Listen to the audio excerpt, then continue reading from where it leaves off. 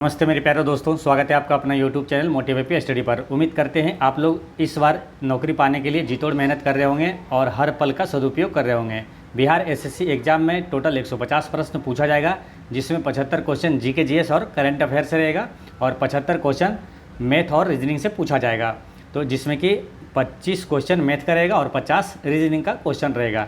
ठीक है, तो हम लोग क्या कर रहे हैं, 75 जो क्वेश्चन जीके जीएस और करंट अफेयर की शानदार तैयारी कर रहे हैं। तो बहुत सारे स्टूडेंट का कमेंट आया कि सभी चैनल वाले केवल जीके जीएस ही करवा रहे हैं, तो इसलिए सर मैथ और रीजनिंग का भी करवाइए। मैथ रीजनिंग का कोई नहीं करवा रहे हैं, तो आज से हम लोग मैथ रीजनिंग का भी सॉल्यूशन करेंगे। ठीक है, तो आप लोग वीडियो ध्यान से देखिएगा और मैथ रीजनिंग का एक बार प्रोसेस अगर समझ जाएंगे तो फिर आपको आसान लगने लगेगा। ठीक है, तो मैथ रीजनिंग का क्वेश्चन आपको क्वेश्चन नंबर 76 से आएगा। क्वेश्चन नंबर 75 से जीके जीएस और करंट अफेयर यानी कि जीके साइंस और करंट अफेयर का करवा चुके हैं। जो लोग नहीं देखें, प्ले लिस्ट बना हुआ है ना, जो कि बिहार एसएससी एडिटोरिया जो न्यू प्रैक्टिस बुक आया है 2025 का, उसका प्ले लिस्ट बना हुआ है। जो लोग नहीं देखें वो प्ले लिस्ट में जाकर जरूर देख लीजिएगा। तो हम लोग शुरू करेंगे, पूरा मैथ और रीजनिंग इस वीडियो में देखेंगे। ठीक है,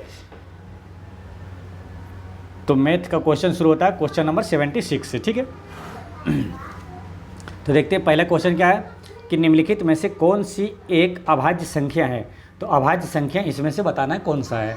ठीक है, तो अभाज्य संख्या किसको बोलते हैं, आपको मालूम है कि वैसी संख्या जिसमें केवल एक से और स्वयं से विभाजित हो, वो संख्या अभाज्य संख्या कहलाती है ना। जो केवल स्वयं से और एक से विभाजित हो, उसके अलावा किसी से नहीं विभाजित हो, तो वो अभाज्य संख्या कहलाता है। तो यहाँ पर ऑप्शन नंबर 3 इसका करेक्ट आंसर है। 193 केवल एक और 193 से विभाजित और किसी से विभाजित नहीं है। ठीक है, बाकी 171 है, 177 है और भी संख्याओं से विभाजित है। ठीक है, तो ये ध्यान रखना है, केवल एक से और स्वयं से विभाजित होगा वही अभाज्य संख्या है, वो आप चेक कर सकते हैं। आंसर यहाँ ऑप्शन नंबर 3 आ गया, 193। ठीक है, बात करते हैं सबसे छोटी अभाज्य संख्या अगर पूछे तो वो कौन सा है। सबसे छोटी अभाज्य संख्या है 2। ठीक है, और सबसे छोटी भाज्य संख्या पूछे तो कौन सा होगा आंसर। सबसे छोटी भाज्य संख्या है 4। भाज्य संख्या किसको बोलेंगे, वैसी संख्या जो एक और स्वयं के अलावा किसी और एक अन्य संख्या से विभाजित होता है, तो वो भाज्य संख्या कहलाता है। जैसे कि 4 सबसे छोटी भाज्य संख्या है 4 है। ठीक है, सबसे छोटी भाज्य संख्या 4 है, सबसे छोटी अभाज्य संख्या 2 है। ठीक है, अब इसी में अगर क्वेश्चन पूछा जाए कि सबसे छोटी विषम अभाज्य संख्या कौन सा है, तो सबसे छोटी विषम अभाज्य संख्या हो जाएगा 3 और सबसे छोटी विषम भाज्य संख्या क्या हो जाएगा, तो उसका आंसर हो जाएगा 9। ठीक है, ये सारी चीज़ें आपको याद रखना है, काफ़ी महत्वपूर्ण है ये सारे प्रश्न है। ठीक, चलिए नेक्स्ट क्वेश्चन है, वह बड़ी से बड़ी संख्या कौन सी है जो 460, 491, 553 को विभाजित करती है, तो प्रत्येक बार 26 शेष रहता है। ठीक है, मतलब वह बड़ी से बड़ी संख्या कौन सी है जो जिससे इतना में विभाजित करेंगे तो हर बार ये शेष जो है 26 ही आएगा। तो ऐसा क्वेश्चन को बनाने के लिए क्या करते हैं, सभी जो दिया हुआ है ना संख्या, सब में आप 26 घटाएंगे। ठीक है, जैसे कि 460 में 26 घटा दीजिएगा तो कितना आ जाएगा 434। ठीक है, फिर 491 में 26 घटा दीजिएगा तो आएगा 465। अब 553 में जब 26 घटाइएगा तो आएगा 527। ठीक, अब इस तीनों का HCF लेना, बड़ी से बड़ी संख्या पूछा तो HCF निकाल लीजिएगा, वही आंसर आ जाएगा। ठीक है, तो एक का HCF निकाल लीजिए, वही आंसर आ जाएगा। जैसे 434 और 465 में HCF निकालेंगे तो क्या होगा, 434 से 465 में भागा दीजिए, HCF निकालिए तो 1 से लगेगा तो 434 हो गया यहाँ। अब इसको 5 में से 4 गया 1 और 6 में से 3 गया 3। ठीक है, अब यहाँ 31 आया, फिर 434 में भागा दीजिए तो 434 में आगे दीजिएगा तो 1 से कटेगा, फिर यहाँ 2 और यहाँ 1 और यहाँ 4, फिर 4 से कटेगा, 31 चौके 124 कट जाएगा। ठीक है, तो यहाँ पर 31 आया जो है, ये क्या है HCF आ गया। ठीक है, HCF आया 31, इसको भी इसमें भागे दीजिएगा तो 31 ही आएगा। ठीक है, तो 31 यहाँ पर 31 इसका करेक्ट आंसर है। ठीक है, तो यहाँ पर आंसर क्या हो गया, ऑप्शन नंबर डी इसका करेक्ट आंसर है। तो जब भी इस टाइप के प्रश्न आएगा तो क्या करना है कि प्रत्येक में अगर शेष जितना बचता है तो उसको पहले घटा लेंगे और उसका जो बचेगा जो चीज़ें उसका HCF निकाल लेते हैं, वही आंसर हो जाता है। नेक्स्ट क्वेश्चन है, आर्थिक संकट के कारण एक कारखाने में कर्मचारियों का वेतन 20% कम हो गया। उसका वेतन मूल राशि पर वापस लाने के लिए इसे कितना बढ़ाना होगा। तो इसका आंसर क्या होगा? इस टाइप के जब भी प्रश्न आएगा, जैसे कि एक इसी टाइप का आता है क्या, जैसे कि चीनी के मूल्य में कुछ वृद्धि हो जाने का पर या तो 20% कम हो जाने पर वो फिर कितना वो ले कि उतना प्रतिशत हानि ना हो, मतलब लाभ हो, इस तरह से क्वेश्चन आता है। सेम इसी तरह जैसे कि 20% कम हो गया तो उसका मूल वेतन मूल राशि पर वापस लाने के लिए इसे कितना बढ़ाना होगा। तो इस टाइप के प्रश्नों को कैसे बनाएंगे मालूम? जैसे कि ये लिखा है ना कि 20% कम हो गया, तो 20% यहाँ पर 20 लिख देंगे, कम बोला तो 100 में से घटा के लिख देंगे ना, 100 में से घटा देंगे कितना 20, तो 100 में से घटाइएगा 20 कितना आएगा 80, अब गुना 100 कर दीजिए, यही आंसर आ जाएगा। ठीक है, इसको कैलकुलेट करिए, 20 चौक 80, 4 बार से इसको काटिए 25 बार में कट जाएगा, तो 25% इसका करेक्ट आंसर हो गया। ठीक है, तो इस टाइप का जब भी प्रश्न आएगा इस तरह से बनाइएगा, 100% करेक्ट आंसर आएगा। ठीक है, अब जैसे मान के चलिए अगर ये क्वेश्चन देता है कि 20% अधिक हो गया तो मूल राशि पर आने के लिए क्या कितना कम करना पड़ेगा, तो 20% लिख दीजिए, 20% अधिक बोला तो 100 में से जोड़ दीजिएगा 100 में, ठीक है, गुना 100 करिए, इसको कैलकुलेट करिए, आंसर आ जाएगा। ठीक है, तो इस तरह से आप क्वेश्चन बना लीजिएगा। नेक्स्ट क्वेश्चन क्या है? टॉम ने 6 घंटे में 285 किलोमीटर की यात्रा की। अपनी कुल यात्रा में उसने पहला भाग 40 किलोमीटर प्रति घंटा की चाल से और शेष भाग 55 किलोमीटर प्रति घंटा की चाल से ट्रेन से तय किया। उसने ट्रेन से कितनी दूरी तय की है? तो इसमें ट्रेन से पूछा कितना दूरी तय किया है, तो ट्रेन का जो चाल है ना ये 55 किलोमीटर है चाल, जो कि ट्रेन से तय किया। अब इसमें बताना है कि उसने ट्रेन से कितनी दूरी तय किया। तो इसमें करना है क्या मालूम? देखिए, समय दिया टोटल 6 घंटे में 285 किलोमीटर की यात्रा किया, तो समय दे दिया, तो समय बराबर क्या आता है? दूरी बटे चाल। तो यहाँ पर ट्रेन से कितनी दूरी तय किया, तो दूरी हम लोग मान लेते हैं, जो ट्रेन का बारे में पूछा है तो ट्रेन का मान लेते हैं दूरी x, ठीक है। तो समय बराबर क्या आता है? दूरी बटे चाल, इसका चाल कितना है? 55 किलोमीटर प्रति घंटा, ठीक है, प्लस फिर जो डिस्टेंस बचा, जैसे ट्रेन से तय किया x किलोमीटर, तो बाकी जो डिस्टेंस होगा उसने पहला 40 किलोमीटर प्रति घंटा से तय किया, तो 285 जो शेष दूरी होगा 285 माइनस x, अब बटा में ये 40 किलोमीटर प्रति घंटा से तय किया। अब टोटल टाइम कितना लगा? 6 घंटा। समय बराबर है ना, ये देखिए ये भी टाइम हो गया और ये भी टोटल टाइम हो गया, ठीक है। टाइम समय बराबर दूरी बटे चाल, समय बराबर दूरी बटे चाल, और ये समय हो गया, ठीक है। तो इसको बराबर करके कर दिए, ठीक है। अब यहाँ पर x का मान निकाल देंगे, वो आंसर आ जाएगा। तो x का मान निकालना है हमको। अब देखिए इसको कैलकुलेट करिएगा तो काफ़ी लेंदी हो जाएगा। तो x का मान निकालना है, यानी कि x क्या मान है? जो ट्रेन के द्वारा तय की गई दूरी। तो ट्रेन के द्वारा तय की गई दूरी तो ऑप्शन में तो दिया हुआ है आंसर, ठीक है। तो ऑप्शन में बैठाइए, तो यहाँ पर इसको जब x का मान बैठाएंगे दोनों जगह, है ना, इसमें भी और इसमें भी, तो वो दोनों कैलकुलेट करने के बाद क्या 6 आ गया, तो आंसर हो गया, है ना, सेटिस्फाइड हो गया। तो अब ये देखिए 155 यहाँ पर अगर रखते हैं x के जगह पर, तो क्या 55 से कटता है? नहीं कट रहा है, नहीं कटेगा, ठीक है ना। तो जो आसानी से कट जाएगा वही, क्योंकि 6 इधर आना है, ठीक है ना, दशमलव में तो है नहीं, तो इसलिए पूरी कटना भी जरूरी है। तो इसलिए यहाँ पर क्या रखेंगे? 165 ही है जो कि 55 से कटेगा। तो 165 रखने के बाद यहाँ 55 से कट जाएगा 3 बार में, ठीक है। फिर उसी प्रकार यहाँ 285 में से 165 घटाएंगे तो आएगा 120, जो कि ये 40 से कट जाएगा 3 बार में, ठीक है। तो देखिए 3 और प्लस 3 6 हो जाएगा, इधर भी 6 है, यानी कि ये सेटिस्फाइड हो गया इक्वेशन, यानी कि 165 ही इसका करेक्ट आंसर होगा। x का मान कितना होगा? 165, ऑप्शन नंबर बी इसका करेक्ट आंसर होगा, ठीक है। उम्मीद करते हैं आप समझ गए होंगे। तो इस तरह से आसानी से आप बना लीजिएगा। इसमें करना क्या, मेन चीज़ें था, समय बराबर क्या? दूरी बटे चाल। दूरी x मान लिए, दूरी पूछा जिसका उसका x मान लिए, है ना, दूरी बटे चाल। अब ऑप्शन में देखेंगे x का मान रख के उसको बराबर कर देना, आंसर क्या गया? ऑप्शन नंबर बी इसका करेक्ट आंसर है, ठीक है। नेक्स्ट क्वेश्चन है, अनुपात 5:11 के प्रत्येक पद में क्या जोड़ा जाए ताकि अनुपात 3:5 हो जाए। तो इसमें क्या जोड़ा जाए कि 3:5 हो जाएगा। तो देखिए इसमें 5 है मान के चलिए यहाँ, तो इसमें ऑप्शन में से, इसमें चारों में से पूछा है कौन जोड़ेंगे, तो किसी को आप ऑप्शन से देखिए कि 5 में क्या जोड़ेंगे जो कि यहाँ 3 से कटेगा, है ना, क्योंकि यहाँ 3 है फर्स्ट में, ठीक है। तो 3 से कटेगा, तो 5 में अगर 6 जोड़ते हैं तो 3 से कटेगा क्या? 5 6 11 नहीं कटेगा। 5 में अगर 4 जोड़ते हैं तो 3 से कट जाएगा।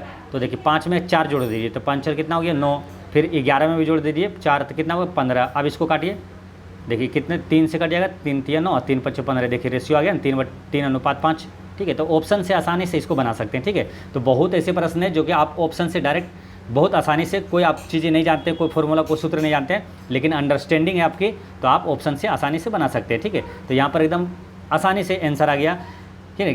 क्या बोला, प्रत्येक पद में क्या जोड़ा जाए, तो आप ऑप्शन में डायरेक्ट, तो आप जैसे कई लोग क्या है एक्स मानेंगे 5x प्लस या तो 11x, तो उसमें बहुत लेंदी है, ठीक है, टाइम भी लगेगा।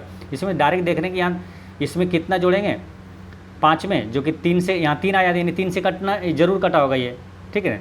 तो 5 में 4 जोड़ें तो 3 से कटा, अब 5 11 में भी 4 जोड़ें तो देखें जब कैलकुलेट करके तो ये आ गया, तो ये आंसर हो गया ऑप्शन नंबर बी। नेक्स्ट है, मेरे पिताजी मुझसे वर्तमान में 25 साल बड़े हैं, 5 साल पहले हमारी उम्र का योग 39 साल था, मेरी वर्तमान आयु ज्ञात कीजिए। तो वर्तमान आयु ज्ञात कीजिए, तो मेरी वर्तमान आयु ऑप्शन में तो दिया हुआ है कि नहीं दिया हुआ, मेरी वर्तमान आयु, यही तो जो कि आंसर निकालना है आपको, तो ये ऑप्शन में से है। तो अगर ऑप्शन से अनुसार बनाए तो मेरे पिताजी मुझसे 25 साल बड़े हैं, तो वर्तमान आयु इसका मान के चलिए 15 है, ठीक है। तो पिता की आयु कितना हो जाएगा, 25 साल बड़ा है, यानी कि हो जाएगा ये 25 इसमें जोड़ देंगे 15 में, तो ये हो जाएगा 40, ठीक है। अब क्या बोला कि 5 साल पहले दोनों का योग क्या 39 होना चाहिए, तो दोनों में 5 5 घटाए तो क्या है, दोनों का योग 39 होगा, नहीं होगा। इसमें 5 घटाएंगे 10 होगा, और इसमें 5 घटाएंगे तो ये 35 होगा, तो कितना हो जाएगा 45 हो जाता, तो ये आंसर नहीं होगा, ठीक है। इसको देखते हैं, तो 5 ये 20 है, तो ये कितना हो जाएगा 45, 5 घटाएंगे दोनों में तो ये भी 39 नहीं होगा, 39 समझ रहे हैं, 9 लास्ट में आना चाहिए, तो इसमें ये भी ऑप्शन नहीं होगा। तो 12 का अगर देखते हैं तो ये 25 साल बड़े हैं, तो ये कितना हो जाएगा, पिता की आयु 37, अब 5 साल पहले यानी कि इसका हो जाएगा 7 और इसका हो जाएगा 32, अब ये दोनों को जोड़ते हैं तो ये 39 आ जाता है, यानी कि इसका correct answer option number C है, ठीक है। तो इस तरह से ऑप्शन से बना सकते हैं, या तो आप एक्स मान के बना सकते हैं, ठीक है। तो एक्स मान के भी आप बना सकते हैं, या तो आप कैसे बनाएंगे, जैसे कि इसको ऐसे ही बनाइए, ठीक है। एक्स मान के बनाइएगा तो थोड़ा लेंदी होगा कि एक्स मान के बना सकते हैं, जैसे मेरे पिताजी मुझसे 25 साल बड़े हैं, तो आप अपनी आयु मानिएगा एक्स, पिताजी का आयु होगा कितना एक्स प्लस 25, ठीक है। इस तरह से बनाइएगा जो आपको दिया हुआ डाटा, तो यहाँ ऑप्शन से भी आसानी से बना सकते हैं, ऑप्शन नंबर सी इसका करेक्ट आंसर हो गया। अब क्वेश्चन नंबर है 82, इसमें क्या बोला, एक टेबल लैंप का अंकित मूल्य 2165 रुपया है, त्यौहार सीजन के दौरान इसे इतना रुपये में बेचा जाता है, तो दी जाने वाली छूट का प्रतिशत क्या होगा। तो छूट कितना मिला, तो इसमें जो अंतर है ना, वही छूट मिला, तो इस पर मिला है, ये दोनों को घटाएंगे तो 82 में, इसमें क्या है 2165 में 1710, इसको घटाइएगा 2165 में 1710.35, इसको जब माइनस करिएगा तो ये कितना आएगा 454.65 आएगा, है ना, 454.65। अब ये मिला छूट कितना पर मिला, 2165 पर मिला, तो 454.65 छूट मिला कितना 2165 पर, तो 2165 बट्टा गुना 100, तो ये परसेंटेज में निकल जाएगा कितना प्रतिशत छूट मिला है, ठीक है। परसेंटेज ये दशमलव से ये 2 शून्य कट जाएगा, अब 2165 से ये 454 और 65 इसमें भागा दे दीजिए, या तो इसको आप 5 से एक बार और काट सकते हैं, ठीक है। 5 से इसको काटेंगे तो इसको कट जाएगा, देखिए 5 नमा 45 शून्य और 5 नमा 45, 5 कहिए 5, 5 तिया 15 है ना, 3 बार में कटेगा, यहाँ 1 बचेगा शेष 6 में से, तो 5 तिया 15, फिर इसको काटेंगे 5 से तो 5 चौक 20, 5 तिया 15, 5 तिया 15 है ना, 433 से इसमें भागा दीजिए 90 93 में, तो ये 21 बार में कट जाएगा, ठीक है। 433 से भागा दीजिए कितना 90 93 में, तो देखिए 2 बार में लगेगा, तो 4 दूनी 8, 33 दूनी 66, तो यहाँ पर आएगा 3 और 10 में से 6 गया कितना हुआ 4, और यहाँ कट्टम खुट्टी यहाँ 3, फिर 1 बार में कट जाएगा ये 433, तो कितना आया 21 से 21% छूट मिला है। इसका आंसर क्या होगा ऑप्शन नंबर ए, ठीक है। चलिए नेक्स्ट क्वेश्चन है, यदि वृत्त की त्रिज्या 24 इकाई तथा चाप की लंबाई 7.5 इकाई है तो त्रिज्यखंड का क्षेत्रफल क्या होगा।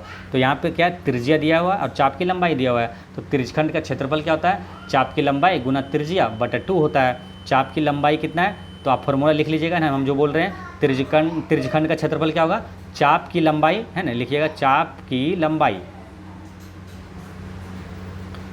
लंबाई गुना त्रिज्या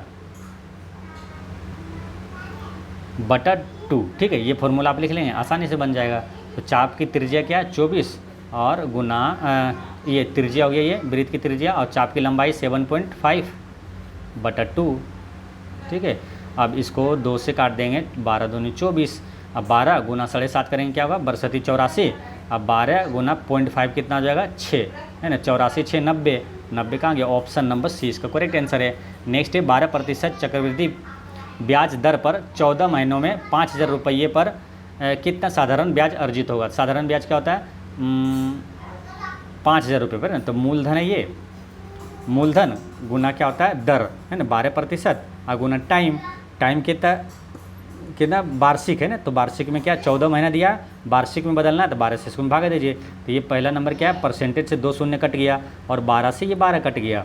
अब कितना बचा, 14 गुना 50, तो 14 × 5 = 70 और एक शून्य है, ये 70 और शून्य यानी 700। आंसर कहाँ 700 कहाँ है, ऑप्शन नंबर डी इसका करेक्ट आंसर है। ठीक है, तो आप उम्मीद करते हैं आसानी से आप समझ रहे होंगे। जो लोग मैथ आप बनाए होंगे पहले तो वो बहुत तेज़ी से समझते जाएंगे। ठीक है, और जिनको जो अभी नए हैं, जिनको समझ में नहीं आएगा तो वो कमेंट कीजिएगा कि हाँ ये क्वेश्चन नंबर बताइएगा कि ये समझ में नहीं आया, तो अगले बार से वो क्वेश्चन को आपको आसानी से 2 बार समझा देंगे। ठीक है, अब इसमें क्या है, सिंपल है, मूलधन गुना दर और गुना समय, ये करेंगे तो आसानी से साधारण ब्याज निकल जाता है। समय में यहाँ 14 दे दिया तो 12, अगर वार्षिक देता तो वही रहता, लेकिन महीना दे दिया तो 12 से भागा दे दिए तो आसानी से निकल गया। नेक्स्ट है, यदि x के 24% का 10% 240 है तो x का मान क्या होगा। तो देखिए x का मतलब क्या था, गुना, फिर यहाँ 24% है, यहाँ का मतलब गुना हो गया, उतना बराबर क्या है टोटल 240 है, तो x का मान निकाल देना है। तो आसानी से निकाल लेंगे, कैसे निकलेगा, देखिए x का बोला 24% है, रहने दीजिए, गुना 10% कितना है बराबर में 240। ठीक है, अब एक काम करिए, क्या मालूम, परसेंटेज है, परसेंटेज यहाँ, तो दोनों को यहाँ नीचे कर दिए, 2% से 100 और गुना 100। ठीक है, दोनों यहाँ यानी कि 4 शून्य यहाँ पर आ गया। अब एक ये यहाँ जो 10 है प्रतिशत, 10 से क्या है 1 शून्य यहाँ ये कट जाएगा और 24 से ये कट जाएगा, तो अब बचेगा क्या, कुछ बचा कहाँ, नीचे जो बचा हुआ है 100 गुना 100 यानी कि 1 पर 4 शून्य, तो 1 पर 4 शून्य यहाँ x बराबर क्या हो जाएगा ये वाला 1 पर 4 शून्य इधर चला जाएगा, है ना, ये x बराबर हो जाएगा 1 पर 4 शून्य यानी कि यहाँ पर है 1 पर 4 शून्य। ठीक है, यानी कि 10,000। आंसर क्या हो गया, ऑप्शन नंबर सी इसका करेक्ट आंसर है। नेक्स्ट है 50 संख्याओं का औसत 23 है, यदि प्रत्येक संख्या को 13 से गुना किया जाए तो औसत क्या होगा, नया औसत। देखिए इस टाइप का जब प्रश्न आएगा कि इतना संख्या दे दिया आपको, 50 संख्या का औसत 23 है, तो प्रत्येक संख्या में अगर 5 जोड़ा जाएगा तो नया औसत में भी क्या 5 जुड़ जाएगा। अगर बोला 13 से गुना करना है तो 13 क्या होगा, नया औसत भी जो औसत है गुना हो जाएगा। मतलब जो भी परिवर्तन औसत में करेंगे वही नया औसत, प्रत्येक संख्या में जो परिवर्तन करेंगे वही औसत में परिवर्तन हो जाएगा। तो प्रत्येक संख्या में 13 गुना किया है तो नया औसत क्या होगा, ये औसत 13 गुना हो जाएगा, यानी कि 23 गुना 13 आंसर हो जाएगा ये। ठीक है, तो 13 39 के 9 बाकी 3, 13 दूनी 26, 3 कितना हुआ 29 यानी कि 299 का ऑप्शन नंबर 20 का करेक्ट आंसर है। नेक्स्ट है, यदि sine theta minus cos theta बराबर 7/17 है तो sine theta plus cos theta का मान क्या होगा। तो देखिए साइन थीटा अब माइनस कोस थीटा बराबर इतना दिया हुआ, अब साइन थीटा अब प्लस कोस थीटा बराबर मान लेते हैं हम लोग x। ठीक है, तो यहाँ पर x का मान निकलेगा तो यानी इसका मान निकल जाएगा। ठीक है, तो जब x मान लिया तो समीकरण ये 1 मानिए और इसको समीकरण 2 मानिए। ठीक है, अब क्या करिए, दोनों को वर्ग करके जोड़ देना है ना, दोनों समीकरण को वर्ग करके जोड़ देना है। तो जब इसको वर्ग करेंगे तो क्या होगा, जैसे a माइनस बी है, a माइनस बी है ना, a माइनस बी का होल स्क्वायर हो जाएगा, तो फॉर्मूला क्या होगा, a square plus B square minus 2ab। ठीक, उसी प्रकार इसमें होगा a square plus B square plus 2ab। तो यहाँ पर देखते हैं कि a square plus B square जो है, तो यानी कि sine square theta plus cos square theta बराबर क्या होता है 1 होता है, यानी कि इसमें भी क्या आएगा 1 और इसमें एक बार आएगा माइनस में ना, क्योंकि ए स्क्वायर प्लस बी स्क्वायर एक हो जाएगा, और फिर माइनस 2ab, तो 2ab क्या होगा 2 sine theta into cos theta ये, और इसमें क्या आएगा sign square theta plus cos square theta है ना, यानी ए स्क्वायर प्लस बी स्क्वायर एक हो जाएगा, और इसमें आएगा प्लस है ना, प्लस आएगा 2ab यानी कि 2 sine theta into cos theta. तो देखिए ये प्लस में है और ये माइनस में है, जब जोड़ेंगे तो क्या होगा कट जाएगा, ठीक है। यानी कि यहाँ इधर कितना बचा 1 और प्लस 1, यानी कि इधर लेफ्ट साइड में केवल 2 बचा है। अगर ये देखा जाए डायरेक्ट में तो साइन माइनस कोस थीटा का whole square plus sine plus cos theta का होल स्क्वायर, जब इसको योग करेंगे तो दोनों को जोड़ेंगे तो क्या आता है 2 आता है, केवल 2, ठीक है। अब इधर देखते हैं इसका स्क्वायर प्लस इधर क्या था x है ना, तो दोनों का स्क्वायर करेंगे तो इस 7 और 17 का वर्ग कितना होता है 289, और प्लस में x स्क्वायर, ठीक है। तो x स्क्वायर है इधर, इधर ये वाला इधर कर दीजिए, 2 में से घटा दीजिए, तो x स्क्वायर बराबर 2 माइनस 49 बटा 289। अब इसको 2 से गुना करेंगे तो 289 और गुना 2 कितना हो जाएगा 289 और गुना 2 करेंगे तो 578 आएगा, 578 और माइनस 49 कितना आएगा 529, ठीक है। 529 बटा 289, ठीक है। ये है एक्स स्क्वायर बराबर, तो एक्स बराबर क्या होगा, तो एक्स बराबर क्या हो जाएगा, ये स्क्वायर इधर चला जाएगा, तो यानी कि ये वर्गमूल हो जाएगा इसका 529, और 289 का वर्गमूल कितना हो जाएगा 529 का होता है 23, और 289 का कितना होता है 17, ठीक है। यानी कि 23/17 एक्स का मान आ गया, यानी कि 23/17 आंसर हो जाएगा। कहाँ है, ऑप्शन नंबर सी इसका करेक्ट आंसर है, ठीक। चलिए नेक्स्ट क्वेश्चन है, एक समचतुर्भुज के विकर्ण क्रमशः 4 सेंटीमीटर और 12 सेंटीमीटर है, तो इसका क्षेत्रफल क्या होगा। तो समचतुर्भुज का क्षेत्रफल क्या होता है, हाफ इंटू विकर्णों का गुणनफल, तो हाफ इंटू विकर्ण कितना है 4 गुना 12, तो 2 से इसको काट देंगे, 2 दूनी 4, तो 12 दूनी कितना हो गया 24, ऑप्शन नंबर 20 का करेक्ट आंसर है। नेक्स्ट है, एक बैग में 5 रुपये और 10 रुपये के सिक्के इस प्रकार है कि उनकी संख्या का गुणनफल 135 है और बैग में कुल राशि 165 रुपया है, तो सभी 10 रुपये के सिक्कों का मूल्य क्या होगा। तो देखिए क्वेश्चन पहले समझिए, एक बैग में 5 रुपया और 10 रुपये के सिक्का है, ठीक है, और इस प्रकार है कि उनकी संख्या का गुणनफल 135 है, यानी कि 5 रुपये वाला जितना सिक्का है और 10 रुपये वाला जितना सिक्का है उस सिक्कों की संख्या का गुणनफल 135 है, ठीक है ना।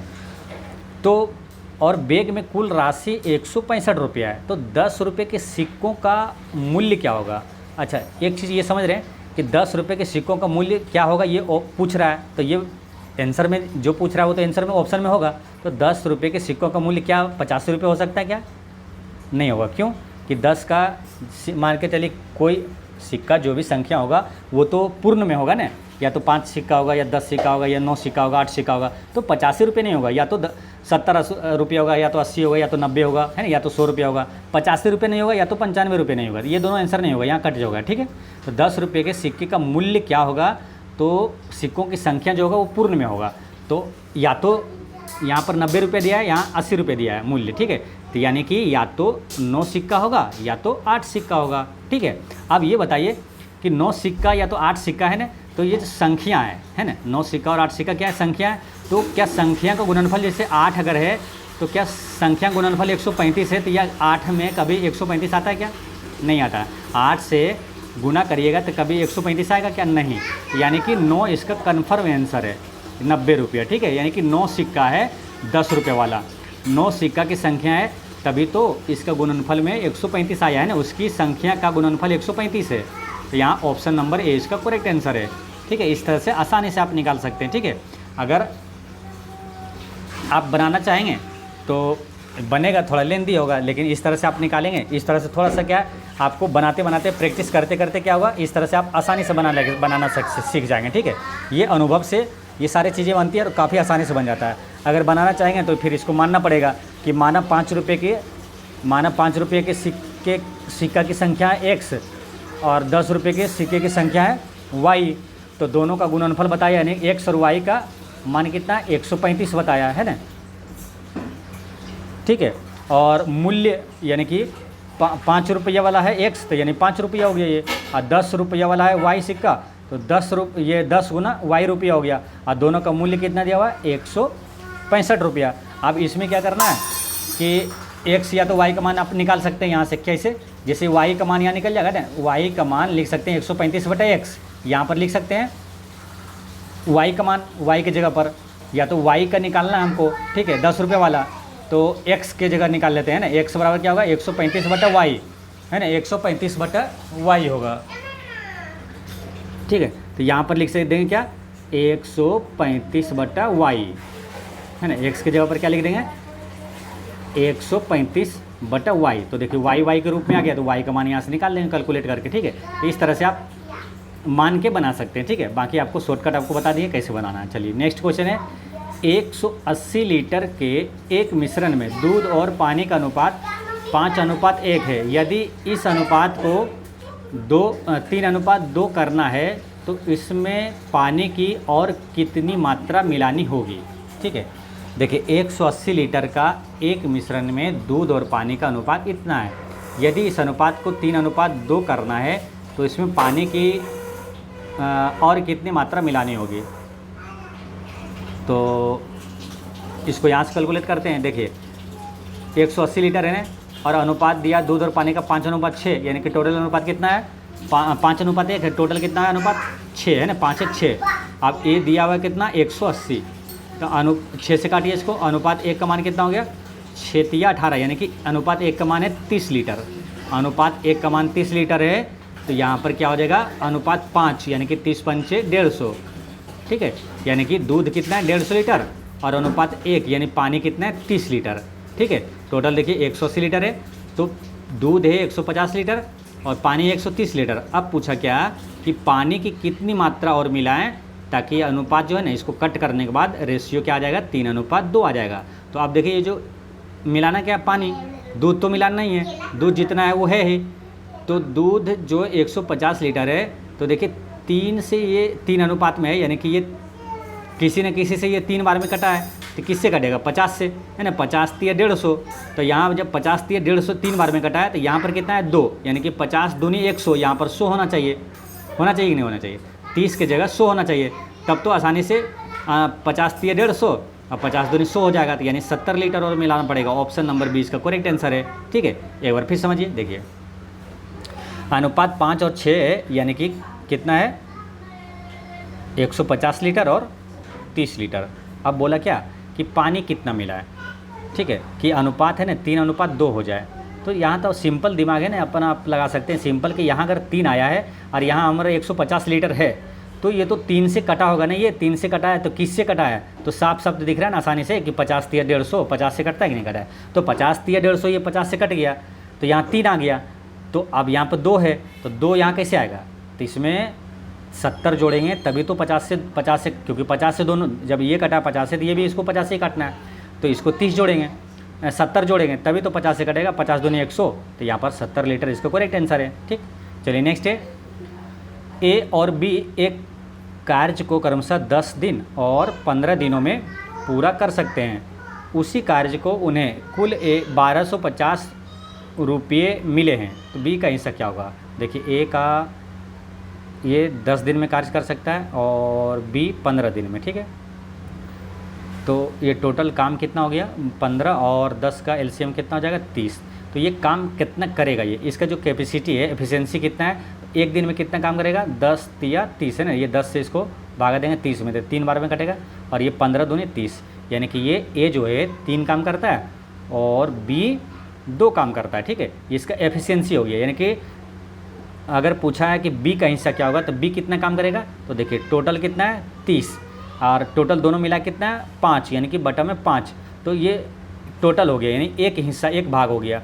तो बी कितना काम करेगा, तो बी करता है 2, इसमें से बी कितना करता है 2 करता है, ठीक है। तो बी 2 करता है, यानी कि 5 6 ये 30 नहीं करना है यहाँ पे 30 नहीं करना है, यहाँ पे क्या करना है, वो टोटल जो ये काम कर रहा है कितना, तो ये काम कर रहा है 2 अब बटा 5, इतना भाग काम कर रहा है। तो जितना भाग काम करेगा ना उतना इसका हिस्सा बनेगा पैसा, है ना।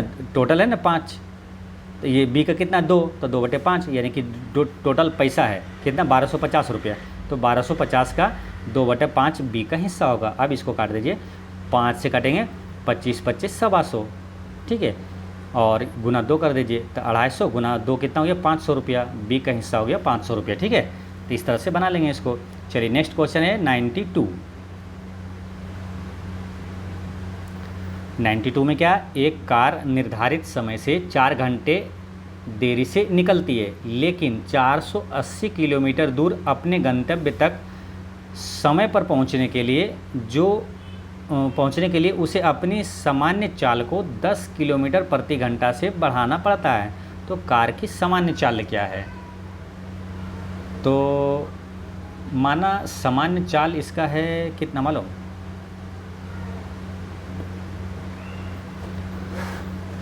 इसका सामान्य चाल देखिए, एक बार क्वेश्चन फिर समझते हैं। देखिए, एक कार निर्धारित समय से 4 घंटे देरी से निकला, वो निकला देरी से, ठीक है, 4 घंटे देरी से, लेकिन क्या करता है 480 किलोमीटर दूर अपने गंतव्य पर समय पर पहुंचने के लिए उसे अपनी चाल को, सामान्य चाल को 10 किलोमीटर प्रति घंटा बढ़ाना पड़ता है। यानी कि जो चाल उसकी थी, मान के चलिए उसका जो चाल, उसका मान सामान्य चाल है, उसका चाल है x किलोमीटर, ठीक है, प्रति घंटा, और समय पर पहुंचने के लिए जैसे 4 घंटे देरी से निकला, यानी कि डिफरेंस यही है 4 घंटा वाला, 4 घंटा देरी से निकला लेकिन समय पर पहुंचने के लिए वो चाल कितना कर देता है 10 किलोमीटर प्रति घंटा ये बढ़ा देता है, ठीक है। तो समय बराबर क्या हुआ, दूरी बटा चाल, तो दूरी कितना है 480, ठीक है, दूरी अब बटा चाल, इसका सामान्य चाल पहले x माने, और इसका यही अंतर जो है ना 4 घंटा का अंतर, ये समय में अंतर है, तो यही समय करेंगे अंतर, समय बराबर क्या दूरी बटे चाल, और ये समय जो है 480 किलोमीटर है जब ये चाल से चलता है ना, x + 10, तो ये अंतर कितना समय में 4 घंटा का है ना। तो ये 4, यही इसको इक्वेशन बना लेंगे, तो ये इक्वेशन से यहाँ पर x का मान निकलेगा, आंसर आ जाएगा, ठीक है। ये भी हो गया समय में डिफरेंस, ये भी हो गया समय में अंतर, ठीक है। तो अब यहाँ पर x का मान क्या बैठाएंगे कि यहाँ राइट साइड में क्या 4 आना चाहिए, तो x का मान क्या बैठाएंगे, तो x का मान पहले क्या करते हैं मालूम, इसको थोड़ा सा छोटा और कर लेते हैं, जैसे यहाँ 4 है ना, तो ये 480 में देखिए 4 से कॉमन आ जाएगा है ना, 4 से कट जाएगा, क्या आएगा, बरचों का 48 होता है ना, तो 120 है ना, 4 से एक मतलब 120 कॉमन लीजिएगा ना इसको, तो 4 कॉमन लीजिए इससे, है ना, 4 कॉमन लेंगे तो ये 4 कट जाएगा, है ना, 4 कॉमन लेंगे तो 120 यहाँ बचेगा, ठीक है। एक बार फिर से लिख देते हैं, यहाँ 4 जब काटेंगे ना तो 120 बट्टा x और माइनस 120 बट्टा x + 10 बराबर 1 आ जाएगा, है ना, 4 की जगह, क्योंकि 4 से ये कट गया था, 4 कॉमन लिए तो, ठीक है। तो अब क्या इसमें देखना है कि ऑप्शन में तो वो सामान्य चल दिया हुआ है आंसर, तो यहाँ पर x का मान ऑप्शन के अनुसार से कौन रखेंगे, यहाँ पर 1 आना चाहिए दोनों का अंतर। तो अब x का मान रख के देखिए, तो मान के चलिए यहाँ 40 रखते हैं, तो कितना आएगा 4 × 12, 3 यहाँ आएगा, और 40 और 10 यहाँ पर क्या नीचे कितना हो जाता है 40 10 50, तो 50 से ये 120 कटेगा ही नहीं, ठीक है। तो ये वाला नहीं करना है, जिसमें लफड़ा है, जिसमें थोड़ा सा भी पूरी तरह से नहीं कट रहा है उसको तुरंत छोड़ देना है, ठीक है। तो अपने वो, क्योंकि जो आना रहेगा ना एक, वो पूरी कट जाएगा आसानी से, जैसे यहाँ 60 है, 60 से तो ये कट जाएगा, लेकिन 60 10 70 यहाँ करेंगे, 70 से 120 नहीं कटेगा, ये भी आंसर नहीं होगा। अब यहाँ सी पर देखते हैं, 30 लगा रख के, तो 30 के यहाँ 3 × 12 कट गया, और यहाँ 30 10 40 है ना, नीचे 30 10 40 हो गया, 40 से ये भी कट गया, 4 × 12, ये देखिए 4 और 3 अंतर क्या है, 1 आ गया ना, यहाँ पर 1 है, यहाँ पर यानी यहाँ 100% कन्फर्म है कि आंसर ये 30 किलोमीटर प्रति घंटा आ गया, x का मान 30 किलोमीटर आ गया प्रति घंटा, ठीक है। तो कार की सामान्य चाल क्या है 30 किलोमीटर प्रति घंटा, इसका करेक्ट आंसर है। नेक्स्ट है, यदि किसी संख्या के 20% को दूसरी संख्या से घटाया जाता है, तो दूसरी संख्या घटकर कितना 70% हो जाती है, तो पहली और दूसरी संख्या का अनुपात क्या होगा। तो इसको तो आपको मान के ही बनाना पड़ेगा कि किसी संख्या का 20% मान के चलिए x है, तो उसका 20% जो है दूसरी संख्या से घटाया जाए, यानी कि दूसरी संख्या मान के चलिए y है, तो y से इसमें घटाया जाए, ठीक है। दूसरी संख्या से जब घटाया जाता है तो दूसरी संख्या कितना रह जाती है, घटकर 70% रह जाती है। दूसरी संख्या अब जो रह गई है जब घटाएं तो कितना रह गया, 70%। ठीक है, ये आपका इक्वेशन हो गया। अब इसमें एक्स वाई का रेशियो निकाल देना है, वही तो पूछा है, पहली और दूसरी संख्या का अनुपात क्या है। ठीक है, तो इसको निकाल देंगे। तो यहाँ पे कैसे निकलेगा, तो y माइनस इसको करिए 20% है यहाँ, तो परसेंट यहाँ क्या होगा, नीचे 100 आ जाएगा। तो 20 से इसको 20 पंचे 100 यानी कि x/5 बराबर में क्या लिखेंगे, y 70% है यानी कि परसेंट के यहाँ 2 शून्य नीचे करेंगे, ये 1 शून्य से 1 शून्य कट जाएगा, यानी कि 7y × 7/10। अब क्या करना है कि जो x है y है एक साइड कर दीजिए, यानी कि x वाला इधर कर दीजिए और y वाला ये y में से घटा देंगे।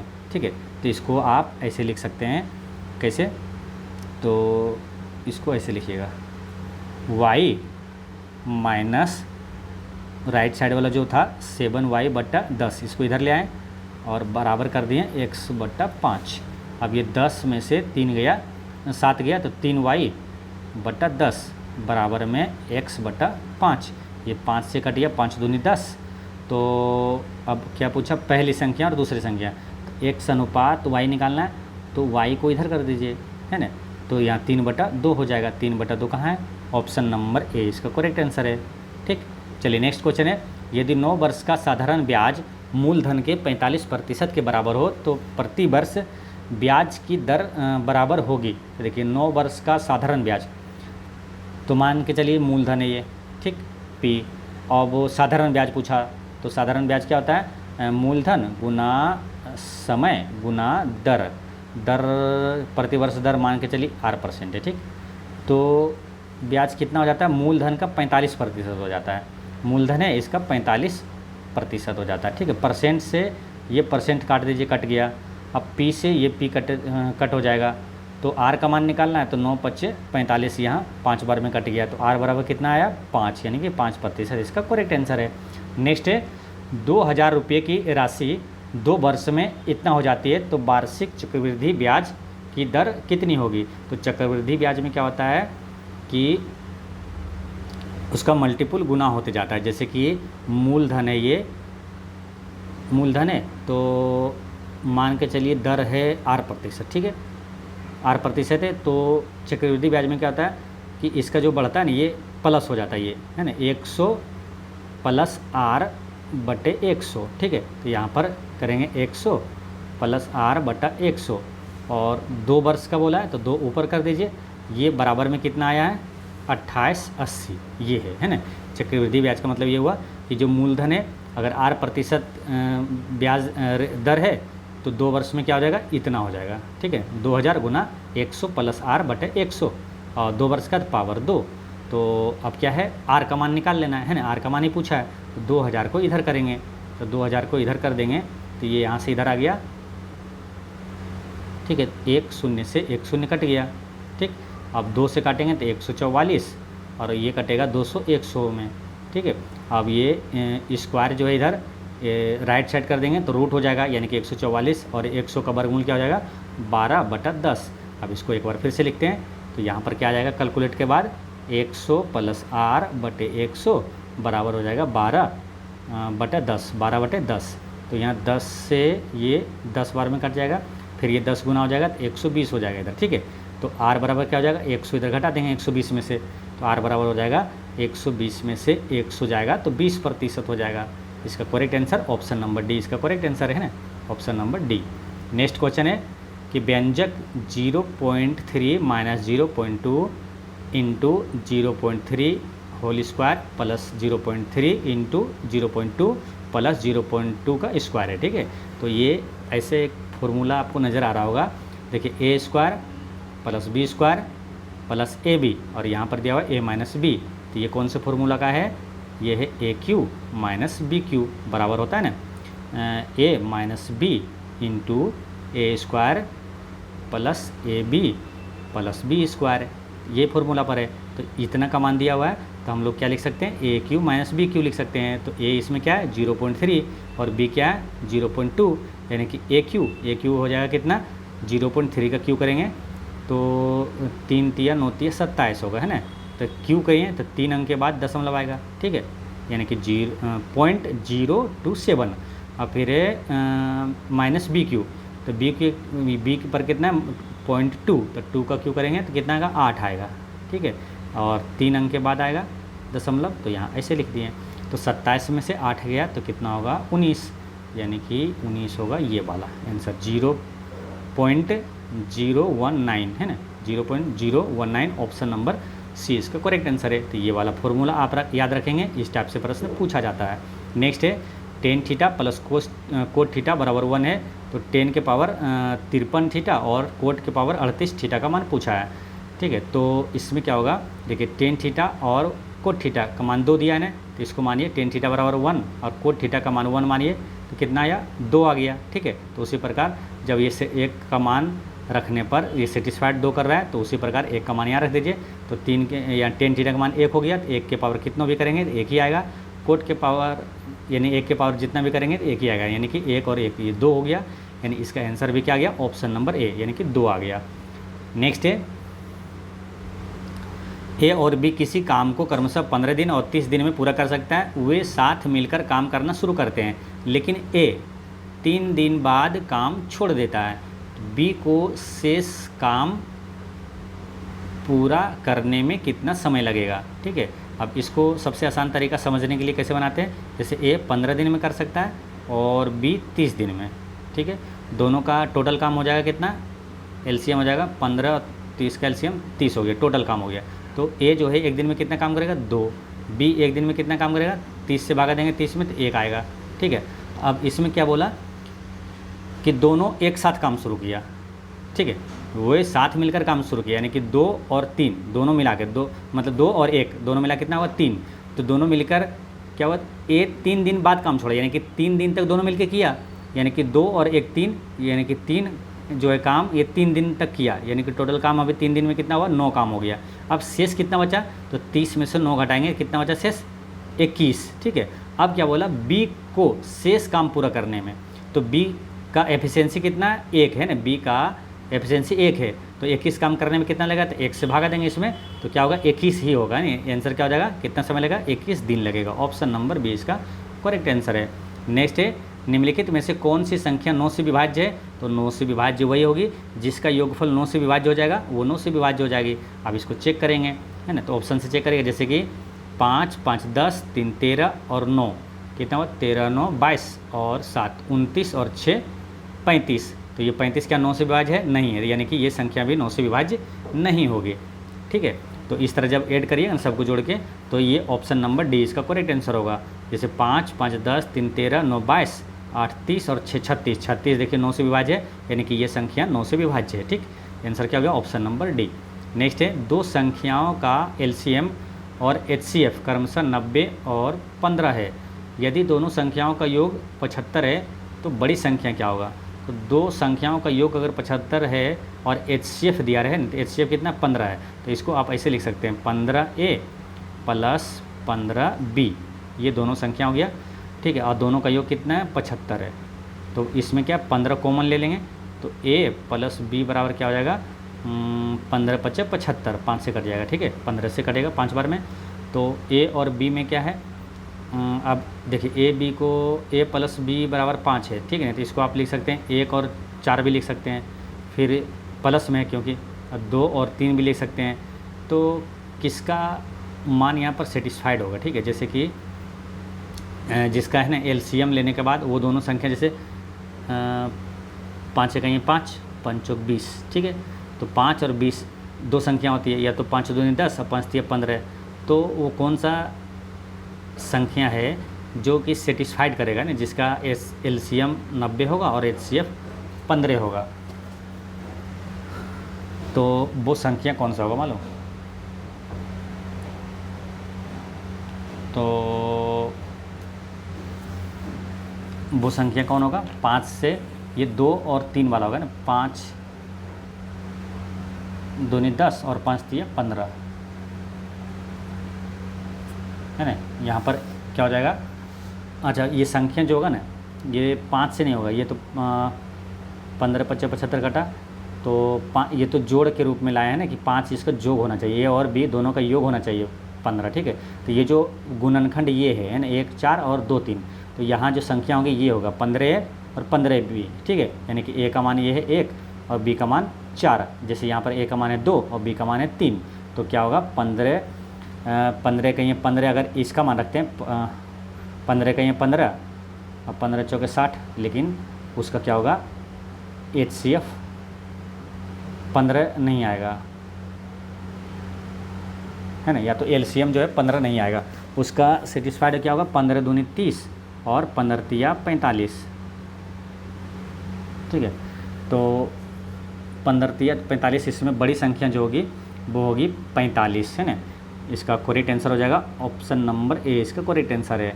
तो जब दोनों संख्याओं का योग कितना हो जाएगा 75, ठीक है, और दोनों का LCM लेंगे तो आ जाएगा 45 और दोनों का HCF लेंगे तो आ जाएगा 15, ठीक है। ये सेटिस्फाइड कर रहा है, ऑप्शन नंबर ए इसका करेक्ट आंसर है। नेक्स्ट है, अब यहाँ पर रीजनिंग का क्वेश्चन शुरू होता है, ठीक। उस विकल्प का चयन करें जिसमें शब्दों के बीच ठीक वही संबंध है जो संबंध शब्दों के लिए दिए गए युग्म में है। जैसे सेब क्या एक फल है, तो सेब एक फल है, तो इसमें गुलाब लाल ये क्या हो रहा है, क्या कप तस्तरी ओकरा सब्जी राज्य असम, तो इसका ये सही है ना, ऑप्शन नंबर सी इसका करेक्ट आंसर है कि ओकरा एक सब्जी है, ठीक। क्वेश्चन नंबर 102 देखते हैं। दिए गए विकल्प में से 3 एक समान है और एक भिन्न है, तो असंगत विकल्प को छांटें। तो इसमें क्या किया 4 चौक 16 1 17, यानी कि वर्ग करके एक जोड़ दिया, वर्ग करके एक जोड़ दिया ना, 11 गुना 11 121 प्लस 1, फिर 25 25 1 26, लेकिन ये क्या है 9 9 81 और एक 82 होना चाहिए, लेकिन 85 यहाँ पर, तो ये अलग है, ऑप्शन नंबर डी इसका करेक्ट आंसर है। नेक्स्ट है, किसी निश्चित कूट भाषा में प्राउड को इतना लिखा जाता है, उसी कूट भाषा में गिल्टी को कितना लिखा जाएगा। तो इसमें क्या किया है, तो इसको देखेंगे। जैसे देखिए P है 16वें स्थान पर, देखिए जिनको भी A से Z तक जो स्थान मालूम नहीं है उसको तो निश्चित रूप से रट के रखना, याद रखना। जैसे P कितने स्थान पर है, Q कितने स्थान पर है, R कितने स्थान पर है, पूरा रट के एकदम सोचना नहीं पड़े ना। जैसे P 16 है, R 18 है, O 15 है, सब याद रखना पूरा एकदम अच्छे से। तो यहाँ पर P 16 है और 16 और यहाँ पर कितना हुआ 7 23 है ना, W है 23 पर, 16 7 23, यहाँ R क्या हुआ 18 18 7 25, इसमें भी 7 जुटा, और ये O क्या है वो 15 है, 15 और माइनस हुआ है, देखिए इसमें 5 है ना, इसमें क्या हुआ माइनस हो गया। फिर U में देखिए 21वें स्थान पर है, तो यहाँ 16 आया, यानी कि -5 हुआ। यानी कि यहाँ पर ये देख सकते हैं कि जो व्यंजन है कॉन्सोनेंट है उसमें 7 प्लस हो रहा है और जो स्वर है उसमें -5 हो रहा है, ठीक है, यहाँ पर देख सकते हैं, ठीक है। तो उस तरह से इसमें करेंगे, जो कॉन्सोनेंट है यानी कि G है इसमें 7 प्लस करेंगे तो 14 आएगा, 14वें स्थान पर N है। अब U क्या है भोवेल है, इसमें -5 करेंगे तो आएगा 16, 16वें स्थान पर कौन है P है ना, तो NP हो गया। फिर है I में से फिर ये क्या है भोवेल है, तो इसमें 5 माइनस करेंगे तो आएगा क्या, I में से 5 माइनस करेंगे तो आएगा 4, यानी कि D NPD। तो NPD ये वाला तो आंसर होगा नहीं। अब यहाँ पर सर देखते रहना। और यहाँ 12 12 7, अब यहाँ क्या कॉन्सोनेंट आ गया तो इसमें 7 जोड़ देंगे, 12 7 19, 19वां यानी कि S कहाँ यहाँ पर है ना, NPDS यहाँ है, ऑप्शन नंबर सी इसका करेक्ट आंसर हो गया। नेक्स्ट है, दिए गए विकल्पों में से उस संख्या का चयन करें जो प्रश्नवाचक चिन्ह के स्थान पर आ सकती है। तो इसमें क्या हुआ,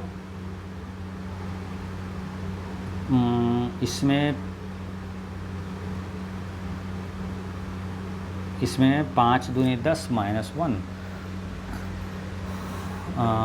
या तो इसमें +4 करिए, प्लस इसमें 9 7 करिए, तो ये भी नहीं हुआ। तो इसमें हो क्या रहा है, या तो इसमें करिए 5 दूनी 10 -1 हो गया, ठीक है। अब इसको बात करते हैं, 9 दूनी 18 -2 हुआ, यानी कि एक बार -1 हुआ, एक बार -2 हुआ। अब 16 दूनी 32 -1 हुआ है, फिर है 31 दूनी 62 -2 हुआ है, यानी कि ये समझ गए हैं कि गुना 2, एक बार माइनस एक बार -2, गुना 2 करते जाना है, एक बार -1 एक बार -2, एक बार -1 एक बार -2। तो यहाँ पर देखिए गुना 2 किए तो -2 हुआ है ना, 31 दूनी 62 -2 हुआ। अब इसको 2 से गुना किए तो एक बार -1 हुआ अब जो 2 से गुना करेंगे -2 होगा, यानी कि 119 दूनी कितना होता है 238, अब -2 होगा यानी कि 236 होना चाहिए आंसर। तो ऑप्शन नंबर सी इसका करेक्ट आंसर है। ठीक, चलिए नेक्स्ट है, दिए गए विकल्पों में से उस संख्या का चयन करें जो प्रश्नवाचक चिन्ह के स्थान पर आएगी। तो इसमें क्या हो रहा है, तो देखिए 16 और 12 28 होता है, ठीक है, यानी कि -12 हुआ पहले।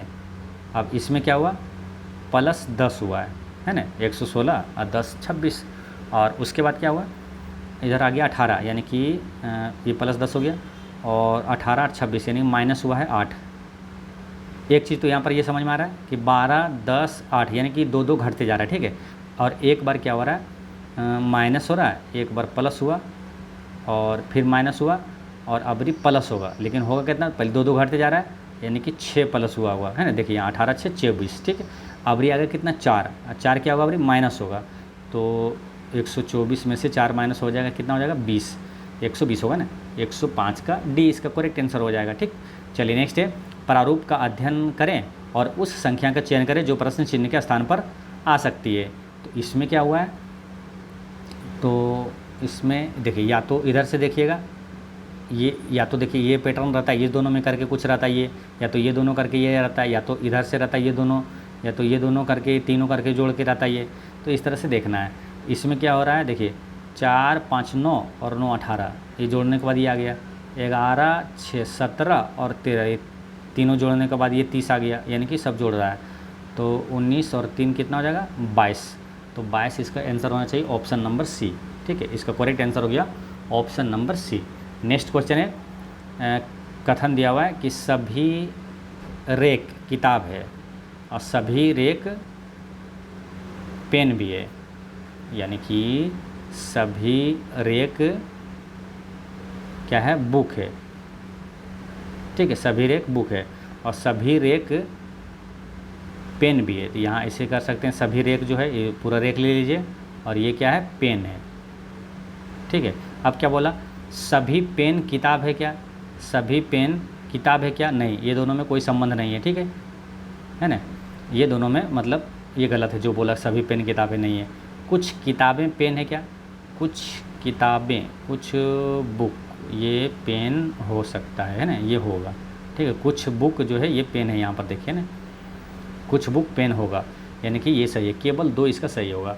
तो आंसर क्या आ जाएगा, केवल 2 निष्कर्ष निकलता है, कहाँ है, ऑप्शन नंबर सी में है ना, इसका करेक्ट आंसर हो गया option number C. Next question है, निम्नलिखित में से कौन सा विकल्प दी गई श्रृंखला में तीसरे शब्द से उसी प्रकार संबंधित है जैसे दूसरा शब्द पहले से है। तो इसमें क्या है, इसमें क्या किया है,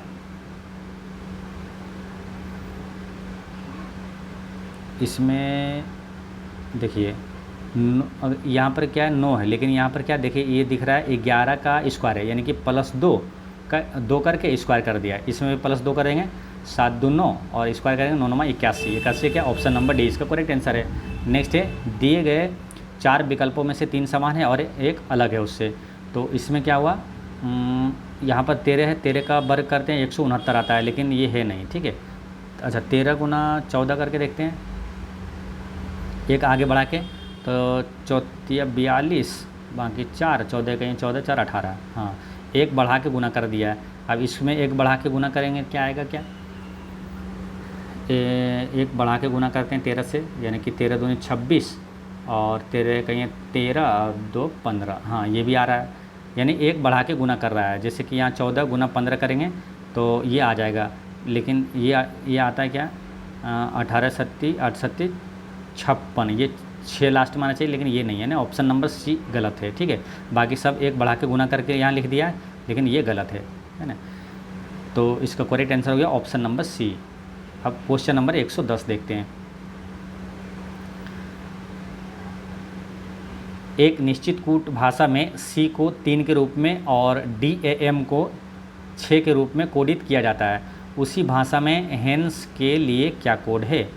तो इसको क्या किया है, जैसे सी तीसरे स्थान पर है और DAM इसको जोड़िए तो क्या होता है 4 और 1 5 और क्या है M है 13 स्थान पर है ना, 13 5 18 हो गया और 18 और यहाँ पर दिया कितना 6, यानी कि 3 से भागा हुआ है। ठीक है ना, तब 6 आया, यानी कि ये जो है दिया हुआ है उसका जो स्थान का मान है ना उसको योग करके और कितनी संख्या है उससे भागा देना है। जैसे कि 3 लेटर है ना, 1 2 3, 3 से भागा दे देना है, वही काम किया। ठीक है, तो इसमें इसको हेंस को जोड़ेंगे, तो हेंस को जोड़ेंगे क्या होगा, एच के स्थान पर क्या है 8 है, फिर 5 है और 14 + 3 + 5, इसको जोड़ेंगे तो कितना आएगा 35।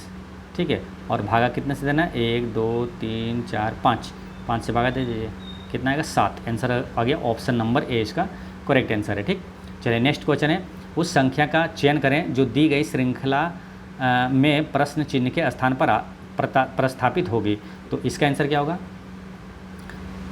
इसमें क्या किया तो देखिए 5 है, यहाँ पर 9 है, फिर है 7 जुड़ा है 16, 5 दूनी 10 -1, 9 दूनी 18 -2, 16 दूनी 32 -3, यानी कि इसमें देखिए गुना 2 होते जा रहा है और माइनस जो है ना 1 बढ़ के होते जा रहा है। जैसे कि यहाँ -1 हुआ पहले, ठीक है, 5 दूनी 10 -1, फिर -2 हुआ, 9 दूनी 18 -2 हुआ, फिर 16 दूनी 32 -3 हुआ, फिर 29 दूनी 58 -4 होगा, तो यहाँ पर 54 आएगा। ठीक है, आंसर क्या हो गया ऑप्शन नंबर 20 का करेक्ट आंसर है। ठीक है, देखिए मैथ रीजनिंग एक ऐसा होता है चैप्टर सब्जेक्ट है जिसको आप जितना प्रैक्टिस करेंगे उतना आसान आपको खुद ट्रिक बनते जाएगा और खुद आप आसानी से, और जो आप सीखें जो प्रोसेस सीखें उससे भी आप आगे निकल जाते हैं और एक अपना खुद का शॉर्टकट मेथड हो जाता है और आप आसानी से बनाने लगते हैं। ठीक है, तो वो चीज़ें होता है प्रैक्टिस करने के बाद, यानी कि प्रैक्टिस आप जितना अधिक करेंगे उतना आपका स्पीड भी बढ़ेगा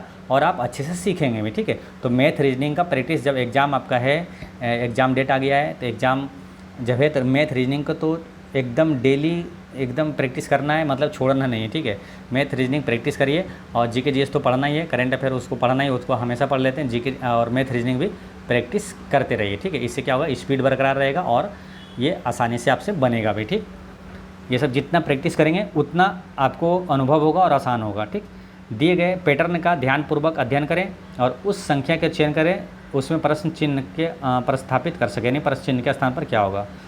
तो इसमें क्या हो रहा है,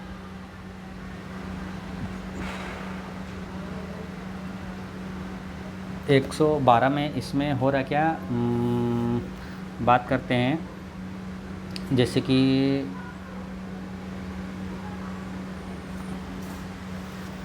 7 यहाँ 5 है और 5 + 1 देखिए जो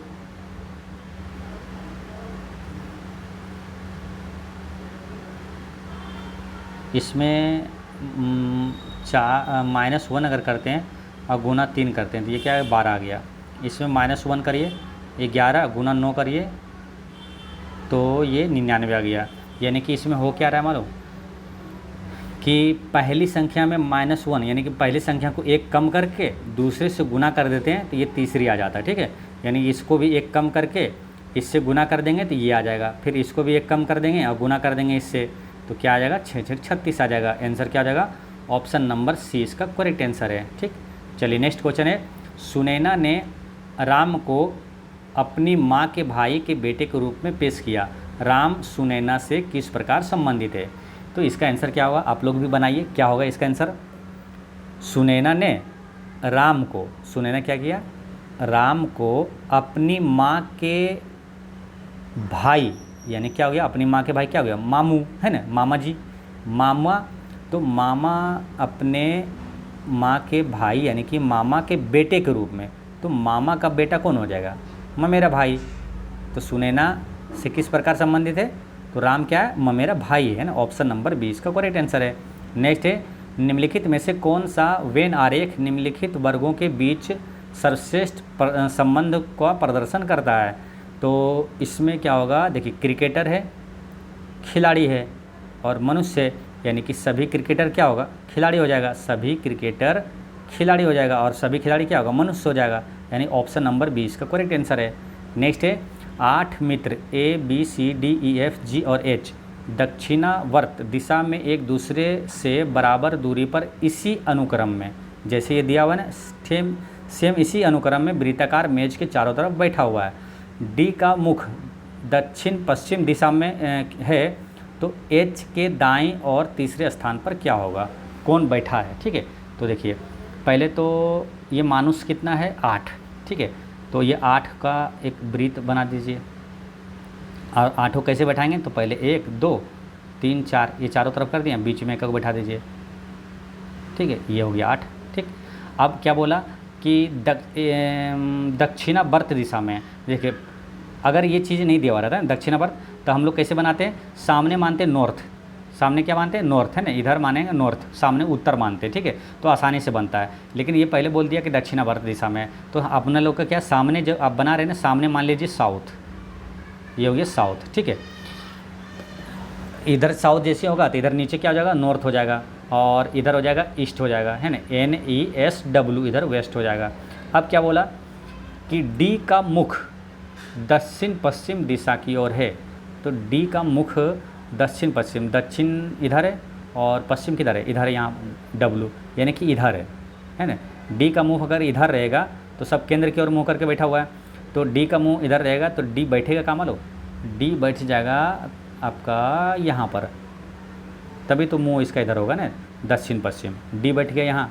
अब D जैसे यहाँ बैठा, अब क्या बोला कि सभी इसी क्रम में बैठा हुआ है ना, एक दूसरे के बराबर दूरी में इसी अनुक्रम में बैठा हुआ है। तो जैसे D यहाँ बैठा तो ABCD सब बैठा दीजिए।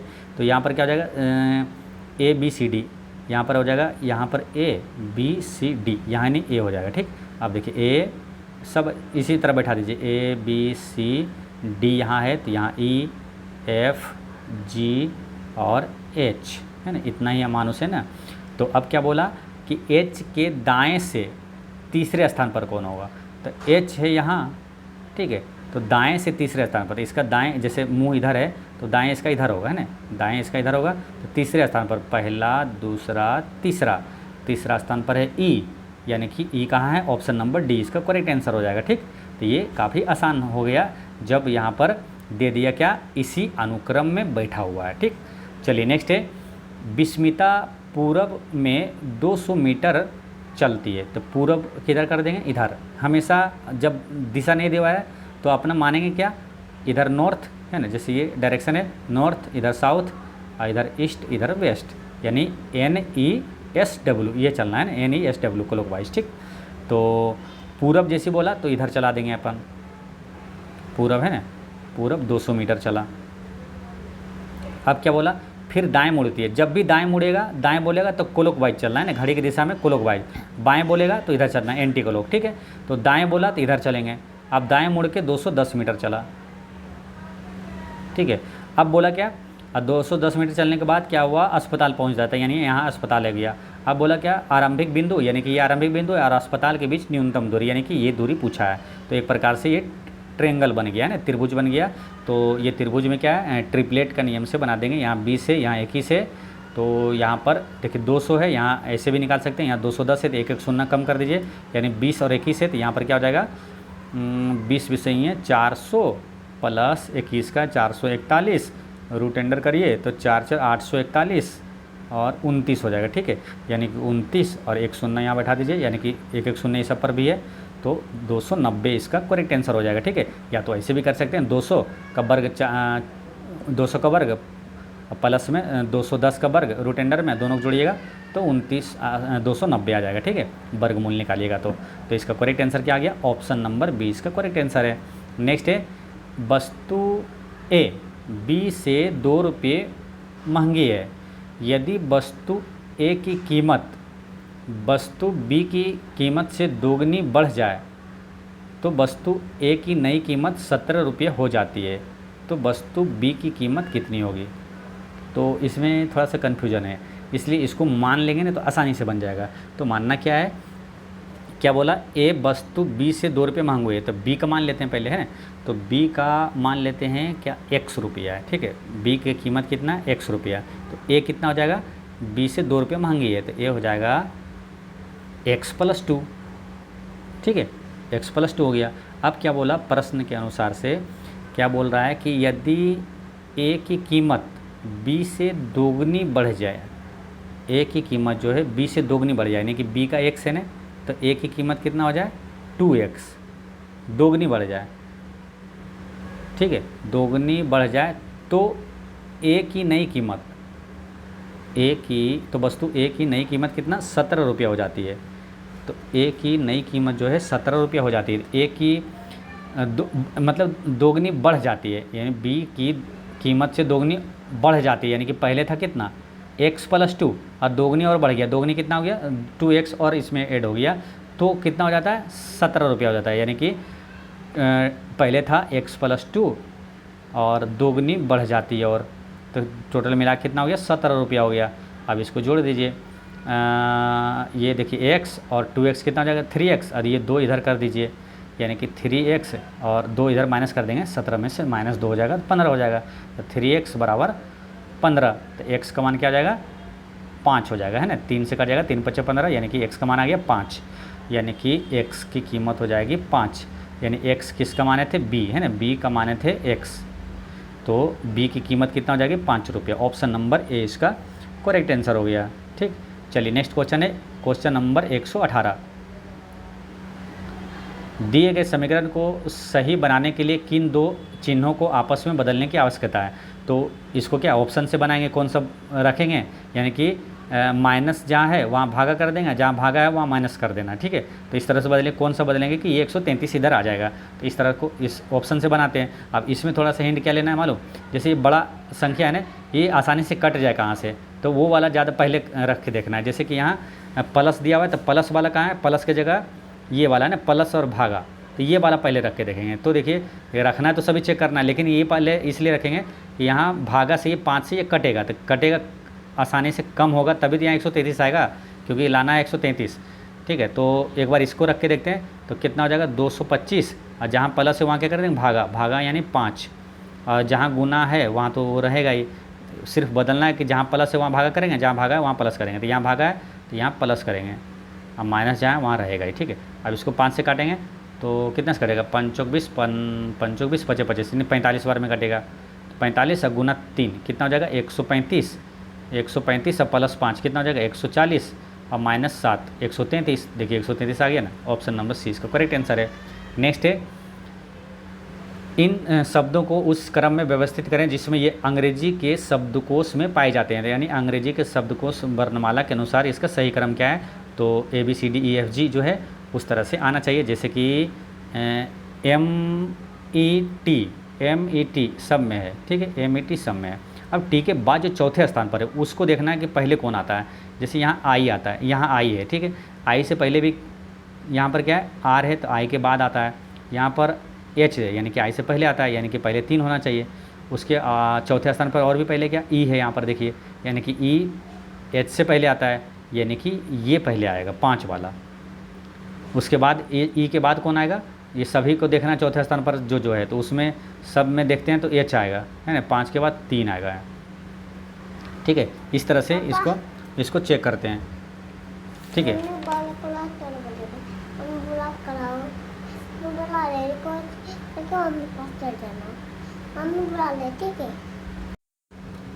तो इस तरह से इसका आंसर आप निकाल सकते हैं। इसका आंसर क्या हो जाएगा, ऑप्शन नंबर डी इसका करेक्ट आंसर है। ठीक, चलिए नेक्स्ट क्वेश्चन है, 17 अप्रैल 2014 को सप्ताह का कौन सा दिन था। तो 17 अप्रैल 2014 को सप्ताह का कौन सा दिन था। इस टाइप के प्रश्नों को कैसे बनाएंगे मालूम, तो जैसे कि अभी 2025 चल रहा है, अब 2014 के बारे में पूछा है, तो करना क्या मालूम, अभी वर्तमान में इसी डेट का 2025 में 17 अप्रैल 2014 का मत पहले निकालिए, पहले क्या निकालना है 2025 में ही 17 अप्रैल 2025 को कौन सा दिन था। ठीक है, फिर आसान हो जाएगा निकालना। तो 17 अप्रैल 2025 को कौन सा दिन था, तो वो कैसे निकालेंगे। तो अभी वर्तमान में जैसे आज है कितना तारीख, आज है आपको 5 तारीख है, ठीक है, 5 मई है, आज 5 मई 2025 है। ठीक है, तो क्या करना है 17 अप्रैल 2025 का कौन सा दिन था वो निकाल लेते हैं पहले। ठीक है, तो ये तो आसान हो जाएगा ना, 2025 की बात हो रही है, 1 महीना पीछे की बात हो रही है, 1 महीना पीछे की बात हो रही है। तो देखिए 17 अप्रैल है, 17 में कितना जोड़ेंगे, जाना कहाँ तक है 5 मई तक है, तो 17 और 13, ठीक है, 13 दिन जोड़ेंगे, 30 तारीख हो गया, 30वां महीना लगता है 30 अप्रैल, तो ये हो गया 30 अप्रैल, 13 जोड़ेंगे यानी 13 दिन, और 5 मई यानी कि 5 और जोड़िए इसमें 18, यानी कि 18 दिन इसमें जोड़ना पड़ेगा। तो 18 दिन जोड़ेंगे तो दिन निकालते हैं तो 7 से भागा देते हैं, क्योंकि सप्ताह में 7 से भागा देते हैं। क्यों? मालूम कि 7 दिन के बाद सेम डे आ जाता है। जैसे कि आज अगर आज कौन सा दिन है? आज है सोमवार है, तो 7 जोड़ेंगे ना, 7 दिन के बाद फिर सोमवार ही आएगा, सेम डे आ जाता है, इसीलिए 7 से भागा देते हैं। तो 7 से इसको भागा देंगे, 7 दूनी 14, बचेगा कितना? 4, यानी कि शेष 4 जो है ये आप जोड़ना है। ठीक है, तो ये जोड़ना है, जोड़ना नहीं, अब जोड़ना क्या, आगे जाना है तो जोड़ना है, और पीछे आना है तो घटाना है। तो हमको क्या 5 मई है आज, तो हमको अप्रैल में जाना है, 17 अप्रैल, तो इसमें क्या करें 4 माइनस करेंगे। तो आज है सोमवार, तो सोमवार है ना, मंडे, तो 4 माइनस कीजिए, तो सोमवार से क्या आएगा 1 माइनस करेंगे तो रविवार, फिर आएगा शनिवार, और माइनस करते जाइए, रविवार शनिवार हो गया, शुक्रवार और गुरुवार आएगा, यानी कि 17 अप्रैल 2025 को क्या आएगी? गुरुवार आएगा। ठीक है, यानी कि 17 अप्रैल 2025 का गुरुवार आ गया।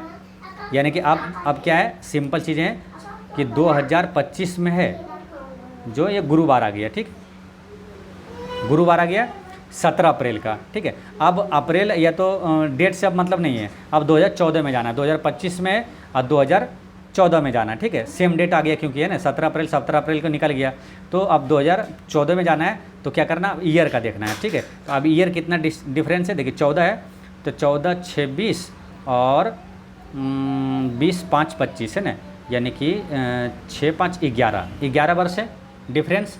अब 11 वर्ष ने, तो हर एक वर्ष में क्या होता है, 1 दिन का डिफरेंस होता है। ठीक है, लेकिन जो लीप ईयर होता है उसमें 2 दिन का डिफरेंस होता है। ठीक है, तो लीप ईयर अभी 2014 के बाद 2025 तक लीप ईयर देखेंगे कौन कौन सा आया। एक तो 11 दिन यहाँ डिफरेंस है ही। ठीक है, अब लीप ईयर देखते हैं, तो एक आएगा 2016। लीप ईयर किसको बोलेंगे, जो लास्ट वाला 2 अंक 4 से विभाजित हो जाए, तो 2016 आएगा, फिर 2020 आएगा, फिर 2024 आएगा। ठीक है, 3 ही लीप ईयर आएगा। ठीक है, तो 3 दिन और इसमें जोड़िए, यानी कि 14 दिन। 14 दिन क्या करना है, अब आना क्या है, 2025 से 2014 तक आना है, यानी कि पीछे आना है, यानी कि 14 दिन माइनस करेंगे। तो 14 दिन माइनस करेंगे क्या, तो 7 से अधिक है, 7 से भागा देंगे इसमें, तो 14 कट जाता है, 7 दूनी 14, तो जब कट जाता है 7 से विभाजित हो जाता है, यानी कि 0 शेष बचता है, तो यानी कि सेम डे रह जाएगा, है ना, कुछ आगे पीछे नहीं होगा, सेम डे। यानी कि हम लोग 17 अप्रैल का निकाले थे गुरुवार। ठीक है, अब 17 अप्रैल 2025 का गुरुवार है, और जब 7 से भागा दिए यहाँ 0 शेष बचा, यानी कि 17 अप्रैल 2014 को भी गुरुवार ही होगा। इसका आंसर क्या हो जाएगा, ऑप्शन नंबर सी इसका करेक्ट आंसर है। नेक्स्ट क्वेश्चन है, यदि n g से बड़ा है और g e से बड़ा है, यहाँ दिया हुआ है। ठीक है, और क्या f e के बराबर है और e क्या है, q से बड़ा है। तो देखिए एक चीज़ ये समझ सकते हैं कि जैसे q से बड़ा है e और e के बराबर है f, इसका मतलब क्या हुआ, q से e भी बड़ा है और f भी बड़ा है ना। तो ऐसे इस तरह से समझ जाएंगे। तो यहाँ पर पूछा क्या, कौन सा विकल्प सही नहीं है, तो पहला ऑप्शन देखते हैं, ये क्या लिखा है, g q से बड़ा है। अब g कहाँ है, q कहाँ है, वो देखते हैं। g q से, तो देखिए यहाँ g q से बड़ा है क्या, ये सही है। कैसे मालूम, जैसे q से e बड़ा है और q से e बड़ा है। ठीक है, और e से बड़ा है g, यानी कि q से भी बड़ा हुआ g, क्योंकि q से बड़ा है e और e से भी बड़ा है g, तो यानी कि स्पष्ट है ना, q से भी बड़ा होगा g, है ना, तो ये सही है। पूछा कौन सही नहीं है। आप दूसरा ऑप्शन चेक करते हैं कि f जो है r से छोटा है, तो f r से छोटा है क्या, देखिए r के बराबर है q और q से बड़ा है e, जब q से बड़ा है e और e के बराबर है f, यानी कि इसका मतलब क्या हुआ, q से बड़ा है e और f दोनों, तो r से भी बड़ा हुआ e और f। ठीक है, यानी r से बड़ा होगा, लेकिन यहाँ क्या लिखा, r से छोटा है f, तो ये गलत है, ये सही नहीं है। ऑप्शन नंबर 20 का करेक्ट आंसर हो गया। नेक्स्ट है, उस विकल्प का चयन कीजिए जिसमें संख्याएं ठीक वैसे ही संबंधित है जिस प्रकार दिए गए समूह की संख्याएं आपस में संबंधित है। तो इसमें क्या है, 14 18 277, इसमें क्या हुआ मालूम, 14 का अगर स्क्वायर करते हैं तो कितना आता है 196, और 9 का स्क्वायर करते हैं, इसका 18 का आधा करिए, 9 9 81, इसको जोड़ेंगे तो 6 1 7 और 9 8 17 और 1 1 2, यानी कि इसमें क्या हुआ, कि इसका स्क्वायर और इसका आधा करके स्क्वायर करके जोड़ दिया तो ये आ गया, ठीक है। तो उसी प्रकार यहाँ पर इसको जब चेक करिएगा तो इसका आंसर आएगा ऑप्शन नंबर डी वाला, कि 20 का स्क्वायर और इसका आधा करके 11 का स्क्वायर करिएगा तो आएगा 521, ठीक। चलिए नेक्स्ट क्वेश्चन है, दिए गए विकल्पों में से 3 समान है और एक असंगत है, उसको छांटना है। तो क्या है, ये क्या 22 - 3, फिर -3 है 19, -3 है और -3 है, ठीक है। इसमें क्या है 23 2 25, इसमें -2 है इसमें देखते हैं -3 है, इसमें -3 है, -3 है, इसमें -3 3 है, इसमें देखिए 15 3 18, इसमें -3 है, 12 3 15, इसमें -3, यानी कि ये सब में -3 3 है, लेकिन इसमें -2 2 है, तो ये अलग है। ऑप्शन नंबर 20 का करेक्ट आंसर हो गया। नेक्स्ट है, एक निश्चित कोड भाषा में अनरियल को इतना लिखा जाता है, इतना को इतना लिखा जाता है, तो कोडित क्या है, उस भाषा में इतना को कोडित कैसे किया जाएगा। तो देखिए इसमें क्या हुआ है, u कितने स्थान पर है मालूम 21 और n कितने स्थान पर है 14, तो देखिए 14 को पहले लिखा है और 21 को देखिए ये बाद में लिखा है, ठीक है। और फिर आगे देखते हैं, अगर r कितना 18 स्थान पर और e कितना 5वें स्थान पर है, तो r 18 देखिए 18 यहाँ लिखा है बाद में, और e जो है 5 है, ये 5 पहले लिखा है, ठीक है। यानी हो क्या रहा है कि प्रत्येक 2 लेटर का जो स्थानीय मान है उसका, ठीक है, वो क्या करना है, एक दूसरे के एक्सचेंज होकर ना एक दूसरे के स्थान पर लिखा जा रहा है, ठीक है। यानी कि जैसे यहाँ a का मान कितना 1 है और i का मान 9 है, तो पहले 9 लिखेंगे, उलट देंगे, और a है एक स्थान पर 1 लिखेंगे। फिर r है 18 पर और w है 23 पर, तो पहले 23 लिखेंगे और r जो 18 है ये बाद में लिखेंगे, ठीक है। यानी कि 91 23 18 इस तरह से होना चाहिए, 91 23 18, 91 23 18 यहाँ है देखिए, यानी कि ये सब ऑप्शन में नहीं है, यानी कि ये आंसर नहीं हो सकता है। ऑप्शन नंबर 20 का करेक्ट आंसर हो गया। नेक्स्ट है, अक्षरों के उस संयोजन का चयन करें जिसे दी गई अक्षर श्रृंखला के रिक्त स्थानों में क्रमिक रूप से रखने पर श्रृंखला पूरी हो जाएगी। तो इसका क्या होगा आंसर मालूम, इसको यहाँ पर देखिए ACEGB। अब यहाँ से थोड़ा आपको हिंट मिलेगा, क्या मालूम, देखिए A से 2 बढ़ के हुआ ना, 1 3 2 5 2 7, ठीक है। यानी A के बाद क्या आया CE, 2 2 बढ़ के जा रहा है ना, तो A के बाद यहाँ पर क्या आएगा C, तो ये वाला ऑप्शन नहीं होगा, ये वाला नहीं होगा, ठीक है। अब देखिए ACE और यहाँ पर 2 स्थान है AC और E, ठीक है। उसके बाद G दिया हुआ, ठीक है। उसके बाद B है, तो B के बाद क्या आएगा B के बाद अगर देखते हैं 2 स्थान बढ़ा के, तो B के बाद क्या आता है, 2 स्थान बढ़ा के D आएगा, है ना। तो ACED, D का यहाँ है, ठीक है। अब इसमें देखिए वही पैटर्न पे जा भी रहा है, देखिए F यहाँ रखेंगे, D के बाद 2 बढ़ के ये F हो गया, फिर ACEGB और फिर देखेंगे F के बाद यहाँ पर देखिए D आया, है ना ये, और फिर यहाँ F आएगा, यानी कि ऑप्शन नंबर B यहाँ पर सूटेबल हो रहा है। ऑप्शन नंबर B इसका करेक्ट आंसर है। नेक्स्ट है, दिए गए प्रारूप का ध्यानपूर्वक अध्ययन करें और प्रश्न चिन्ह के स्थान पर क्या आएगा यहाँ पर। तो इसमें क्या हुआ है, तो इसमें क्या हुआ मालूम, 6 8 48 और -8, यानी कि ये इससे ये जो है ना तीसरे से गुना करके ये तीसरा घटा दे रहे यार। ये जैसे कि 21 गुना 25 करेंगे तो 25 से कहेंगे 25 और 25 दूनी 50 और 2 52, और ये माइनस कर देंगे 25, तो ये 500 आ गया। वही प्रकार उसी प्रकार क्या करेंगे, इसको गुना करेंगे और 7 घटा देंगे, 64 98 और 7 घटा देंगे, क्या होगा 91। ऑप्शन नंबर ए इसका करेक्ट आंसर है। नेक्स्ट है 127, क्वेश्चन नंबर 127 है। देखिए कथन क्या है कि सभी कार मोटर है और सभी मोटर साइकिल है। सभी कार क्या है, मोटर है, ठीक है, और सभी मोटर क्या है, साइकिल है। सभी मोटर साइकिल है। अब क्या बोला कि सभी साइकिल कार है, क्या सभी साइकिल कार है क्या? नहीं, कार कहाँ, यहाँ तक ही सीमित है। सभी कार साइकिल है क्या? ये सही है। सभी कार जो है ये साइकिल है, ठीक है, यानी केवल 2 इसका सही है। केवल 2 अनुसरण करता है, यानी ऑप्शन नंबर सी इसका करेक्ट आंसर है, ठीक है। अच्छा, वीडियो कैसा लग रहा है? मैथ और रीजनिंग का आपको अगर इससे आपको हेल्प मिल रहा है तो कमेंट में ज़रूर बताइएगा, तो इसको कंटिन्यू रखेंगे, ठीक है। और आप ज़रूर कमेंट अपना रिस्पॉन्स दीजिएगा, ठीक है। और अधिक से अधिक मतलब आप पसंद करेंगे तो वीडियो को, और क्या वीडियो बनाने में और आगे मैथ और रीजनिंग का सॉल्यूशन करवाने में थोड़ा उत्साह और रहता है और अच्छा लगता है, ठीक है। तो कमेंट में ज़रूर बताइएगा, तो इसको आगे रखेंगे, नहीं तो सिर्फ जीके जीएस का ही चलेगा, ठीक। बात करते हैं क्वेश्चन नंबर 128 का। तो इसमें क्या है, R8S का अर्थ जो है ये RS का पिता है, यानी इसका मतलब क्या हुआ, R जो है यानी पहले वाला S का पिता है, ठीक है। और R7S का अर्थ है कि R जो है S की बहन है, यानी कि पहले वाला ये इसका बहन है, ठीक है। इस तरह से दिया हुआ है, ठीक है। अब आगे क्या पूछा है कि निम्नलिखित में से कौन सा व्यंजक XY की माता है, ठीक है, XY की माता है। अब इसको क्या ऑप्शन से चेक करके ही बना पाएंगे, ठीक है। तो ऑप्शन से चेक करके, जैसे कि X7M यहाँ दिया हुआ, ठीक है, तो इसका मतलब क्या हुआ कि XM का क्या है, 7 का मतलब क्या हुआ, पहले वाला जो है R ये दूसरे का क्या बहन है, यानी कि M का ये बहन हो गई, ठीक है। X क्या है, M का बहन है।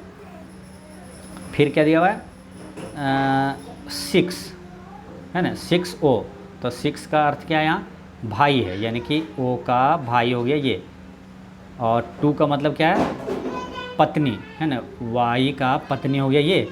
अब यहाँ पर लिखते जाइएगा ना तो आसानी से समझ में आएगा। ये पत्नी हो गया, पत्नी का ये क्या भाई है, और भाई का 7 वाला क्या बहन है, तो माता नहीं होगा, ठीक है। X जो है Y का माता नहीं होगा, ये गलत हो जाता है, ठीक है। तो इस तरह से चेक करेंगे ना तो इसका आंसर आएगा ऑप्शन नंबर डी में, ठीक है। डी में क्या है, देखिए X जो है 2 का मतलब क्या हुआ, पत्नी, यानी M का ये पत्नी है, और ये पत्नी हो गया M का। और Y का 8 का क्या मतलब है कि पिता है, यानी कि इसका पिता और पिता की पत्नी, पिता की पत्नी क्या हो जाएगा, माता हो जाएगा, यानी कि Y का X माता हो गया। ऑप्शन नंबर डी इसका करेक्ट आंसर है। नेक्स्ट है, 5 शिक्षक H के P R और T एक वृत्ताकार मेज के चारों ओर केंद्र की ओर मुख करके बैठे हुए, लेकिन ज़रूरी नहीं है कि इसी क्रम में। तो इसके पहले जो क्वेश्चन आया था क्या, उसमें था इसी क्रम में, लेकिन इसमें ज़रूरी नहीं कि इसी क्रम में। T R और H और R के बीच में, P R के दाएं और दूसरे स्थान पर बैठा हुआ है, H T के तुरंत बाएँ है, K के तुरंत बाएँ कौन बैठा हुआ है। तो चलिए इसको बनाते हैं। इसमें क्या है, आदमी कितना है, 5 आदमी है, तो इसको कहीं भी बैठा दीजिए, 5 आदमी है, तो इसको 5 कर दीजिए। अब क्या बोला, H देखिए जो बाएं और दाएं वाला रहेगा ना, पहले उसी को लेना है, ठीक है, उससे आसानी से बन जाएगा। तो H T के तुरंत बाएं है, H T के तुरंत बाएं है, ठीक है। इसमें क्या बताएं, जब दक्षिण कुछ दिया हुआ नहीं रहे तो सामने उत्तर मानना है, ठीक है। तो T का तुरंत बाएं हो गया H। अब H और T से रिलेटेड जो है वो उसको लेंगे, जो स्टेटमेंट H और T के बारे में लिखा हो। तो यहाँ देखिए T लिखा है H और R के बीच में, T जो है ये है ना T, H और R के बीच में, यानी कि R यहाँ हो जाएगा, H यहाँ है, ठीक है। अब क्या बोला, P R के दाएं दूसरे स्थान पर है, P R के दाएं, तो R का दाएं हो जाएगा इधर, है ना, R के दाएं दूसरे स्थान पर है P, यानी P हो जाएगा यहाँ, ठीक है। अब क्या पूछा, अब एक ही व्यक्ति बच गया K, तो K यहाँ बैठ जाएगा। तो K के बारे में पूछा है, K के तुरंत बाएं कौन बैठा है, तो K यहाँ है, तुरंत बाएं कौन है, R है, तो R कहाँ है, ऑप्शन नंबर डी में है, ऑप्शन नंबर डी में है ना, करेक्ट आंसर हो गया ऑप्शन नंबर डी। नेक्स्ट है, राम उत्तर की ओर 15 मीटर जाता है, ठीक है। तो उत्तर जैसे बोला, अब क्या बताएं कि इधर ही चलना है सामने, तो यहाँ से 15 मीटर उत्तर चलता है। और क्या बोला, फिर दाएं और मुड़कर 20 मीटर चलता है, तो दाएं मुड़ेंगे और 20 मीटर चलेंगे। फिर दाएं और मुड़ता है, दाएं किधर मुड़ता है आपको बता चुके हैं, दाएं यानी क्लॉकवाइज चलेगा। तो फिर दाएं मुड़ता है 10 मीटर चलता है ना, तो 10 मीटर चलते हैं।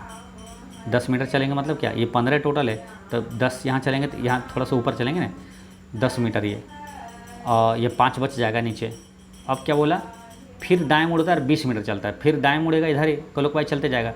अब 20 मीटर चलता है, तो ये देखिए 20 मीटर है ना, यानी कि ये यहाँ इस लाइन पे आकर रुकेगा 20 मीटर, ठीक है। अब क्या बोला कि वह अपने आरंभिक स्थान से कितनी दूरी पर है, तो आरंभिक स्थान यहाँ था और अभी यहाँ है, यानी 5 मीटर डिस्टेंस पर है ना, ये 10 मीटर ये था, तो ये 5 मीटर की दूरी पर है। ऑप्शन नंबर ए इसका करेक्ट आंसर है। नेक्स्ट है, गणितीय संकेतों के सही संयोजन का चयन करें जो क्रमिक रूप से निम्नलिखित संयोजन को संतुलित करने के लिए बाएं से दाएं ये जो स्टार के संकेत को प्रतिस्थापित करेगा। तो ये बैठा के देख लीजिएगा ना, सामने तुरंत बैठाइएगा कि ये यहाँ पर क्या है, यहाँ जैसे ऑप्शन ए लेते हैं तो यहाँ माइनस बैठाना है, यहाँ भागा, और यहाँ प्लस, यहाँ गुना, और यहाँ बराबर में कितना आना चाहिए, इधर कैलकुलेट करके 89, ठीक है। तो इस तरह से ऑप्शन चेक करके इसको बनाएंगे, ठीक है। तो ऑप्शन चेक करेंगे तो इसका करेक्ट आंसर है ऑप्शन नंबर ए ही, ठीक है। यानी कि 16 और माइनस बैठाएंगे 35, और यहाँ पर क्या भागा, यानी कि भागा 5, फिर क्या है प्लस में 20, उसके बाद क्या गुना 4, और बराबर में क्या है 89, ठीक है। इसको कैलकुलेट करेंगे तो 89 आ जाएगा। कैसे, 5 7 35 और 16 20 चौक 80, 80 और 16 कितना है, 80 और 16 96, 96 में 7 गया कितना हो जाएगा, 89 आएगा ना। अब तो आ गया 89, ऑप्शन नंबर ए इसका करेक्ट आंसर है। नेक्स्ट है, निम्नलिखित शब्दों को तार्किक आधार पर क्रम में लगाएं। तो इसका सही क्रम क्या मालूम, इसका सही क्रम है, पहले आएगा कमरा, है ना, कमरा, यानी कि ऑप्शन नंबर जैसे 3 में आएगा पहले कमरा, उसके बाद फ्लैट, पहले कमरा उसके बाद फ्लैट, यानी 3 और 1 कहाँ है, ऑप्शन नंबर डी इसका यहाँ पर करेक्ट आंसर हो जाता है, ठीक है। यानी कि कमरा, फ्लैट, और उसके बाद आएगा अपार्टमेंट। कमरा देखिए पहले बना क्या, कमरा, उससे बना क्या ऊपर फ्लैट, उसके बाद अपार्टमेंट, उसके बाद स्ट्रीट गली, उसके बाद शहर बनता है, ठीक। इस तरह से ऑप्शन नंबर डी इसका करेक्ट आंसर हो गया। नेक्स्ट है, एक माँ उसके पुत्र की कुल आयु 60 वर्ष है, उनकी आयु के बीच का अंतर 30 वर्ष है, माता की आयु ज्ञात कीजिए। तो इसको ऑप्शन से बनाने से आसान होगा क्या, इसको मान के बनाना। जैसे कि क्या बोला, एक माँ और उसके पुत्र की आयु, माँ यानी कि मदर और उसके लड़का है ना बॉय की आयु, दोनों का योग कितना है 60 है, और दोनों का अंतर क्या है, मदर और बॉय उस लड़के का अंतर कितना है 30 वर्ष है। अब पूछा क्या माता की आयु, तो इसको जोड़िए तो ये कट जाएगा बॉय वाला, है ना, बॉय कट गया तो 2m हो गया, है ना, और 60 और 30 कितना हो गया 90, और यहाँ 2 से काट देंगे 45 बार में, तो मदर की आयु कितनी आ गई 45 वर्ष। ऑप्शन नंबर बी इसका करेक्ट आंसर हो गया। नेक्स्ट है 134 में क्या, दिशा के आधार पर यदि उत्तर को पश्चिम कहा जाता है, दिशा के आधार पर यदि उत्तर को पश्चिम कहा जाता है और उत्तर पश्चिम को दक्षिण पश्चिम कहा जाता है, तो दक्षिण पश्चिम को दक्षिण पूर्व कहा जाता है, तो उत्तर पूर्व को क्या कहा जाएगा। सिंपल चीज़ें हैं, क्या मालूम। देखिए पहले हम लोग मानते क्या है, जैसे ये वाला डायरेक्शन है ना, इधर नॉर्थ साउथ NESW, ठीक है। अब क्या है, बोला क्या है, यदि उत्तर को पश्चिम मानते हैं, चलिए यहाँ एक और बना देते हैं, ठीक है। जो उत्तर अपना है यहाँ, इसको क्या बोला, ये पश्चिम बोल दिया, ठीक है। तो जैसे यहाँ पश्चिम बोला तो हम लोग क्या करेंगे, जैसे NESW ऐसे चलते हैं, तो NESW, तो इसका क्या होगा, इधर हो जाएगा, यहाँ जैसे W पहले हुआ वेस्ट हुआ, तो इधर क्या हो जाएगा ईस्ट हो जाएगा, ठीक है। तो NE है यहाँ NESW, ठीक है, ये हो गया। जैसे ही बोला उत्तर को पश्चिम, तो उत्तर को यहाँ उत्तर है, इधर क्या कर दिए पश्चिम कर दिए। अब क्या पूछेगा, सब आसानी से बन जाएगा। अब डायरेक्ट यहाँ जाइए, निश्चित रूप से 100% करेक्ट आंसर आ जाएगा। क्या बोला, उत्तर पूर्व को क्या कहा जाएगा, इसका उत्तर पूर्व है क्या, ये उत्तर है और पूर्व ये, तो ये क्या कहलाएगा, देखिए उत्तर पूर्व को क्या कहा जाएगा, इसके बारे में पूछ रहा है ना, उत्तर और पूर्व को क्या कहा जाएगा, उत्तर पूर्व आएगा यहाँ, इसको उत्तर पश्चिम आएगा, यहाँ पर इस दिशा में जो आएगा, यहाँ से क्या आएगा, उत्तर पश्चिम आएगा। तो आंसर क्या होगा, ऑप्शन नंबर सी इसका करेक्ट आंसर हो जाएगा, ठीक है। नेक्स्ट क्वेश्चन है, यदि चांद को समुद्र कहा जाता है, ठीक है, इसको पूरे पढ़ने की जरूरत नहीं। क्या बोला कि हमें प्रकाश और गर्मी कौन देता है, तो प्रकाश और गर्मी देने वाला खाली चीज़ यहाँ जान ली है क्या, तो यहाँ सूरज है ना, सूरज देता है ना, तो सूरज इसमें देखिए जो चीज़ें हैं उसको देखना पड़ेगा, जैसे चांद है, समुद्र है और पानी है, हवा है और सूरज है। तो ये चारों इस सब में से कौन देगा गर्मी का प्रकाश? सूरज देगा। तो अब देखेंगे सूरज को क्या कहा जाता है? सूरज को नदी कहा जाता है ना। सूरज को यहाँ लिखा है, सूरज को नदी कहा जाता है। तो वही पूछा है कि हमें प्रकाश और गर्मी कौन देगा? तो नदी देगा। ऑप्शन नंबर सी इसका करेक्ट आंसर है। नेक्स्ट है जे एम को पी एस से वही संबंध है जो बी ई का डैश से है। तो जे एम और पी एस में क्या हुआ? जे कितना 10 है, 10 6 16 और 13 6 19 यानी 6 जुटा है। तो बी में 6 जोड़ेंगे तो आएगा 8 है ना, और इसमें 6 जोड़ेंगे तो 5 और 6 क्या होगा? 11, 11 में आएगा के यानी एच और के। ऑप्शन नंबर बी इसका करेक्ट आंसर है।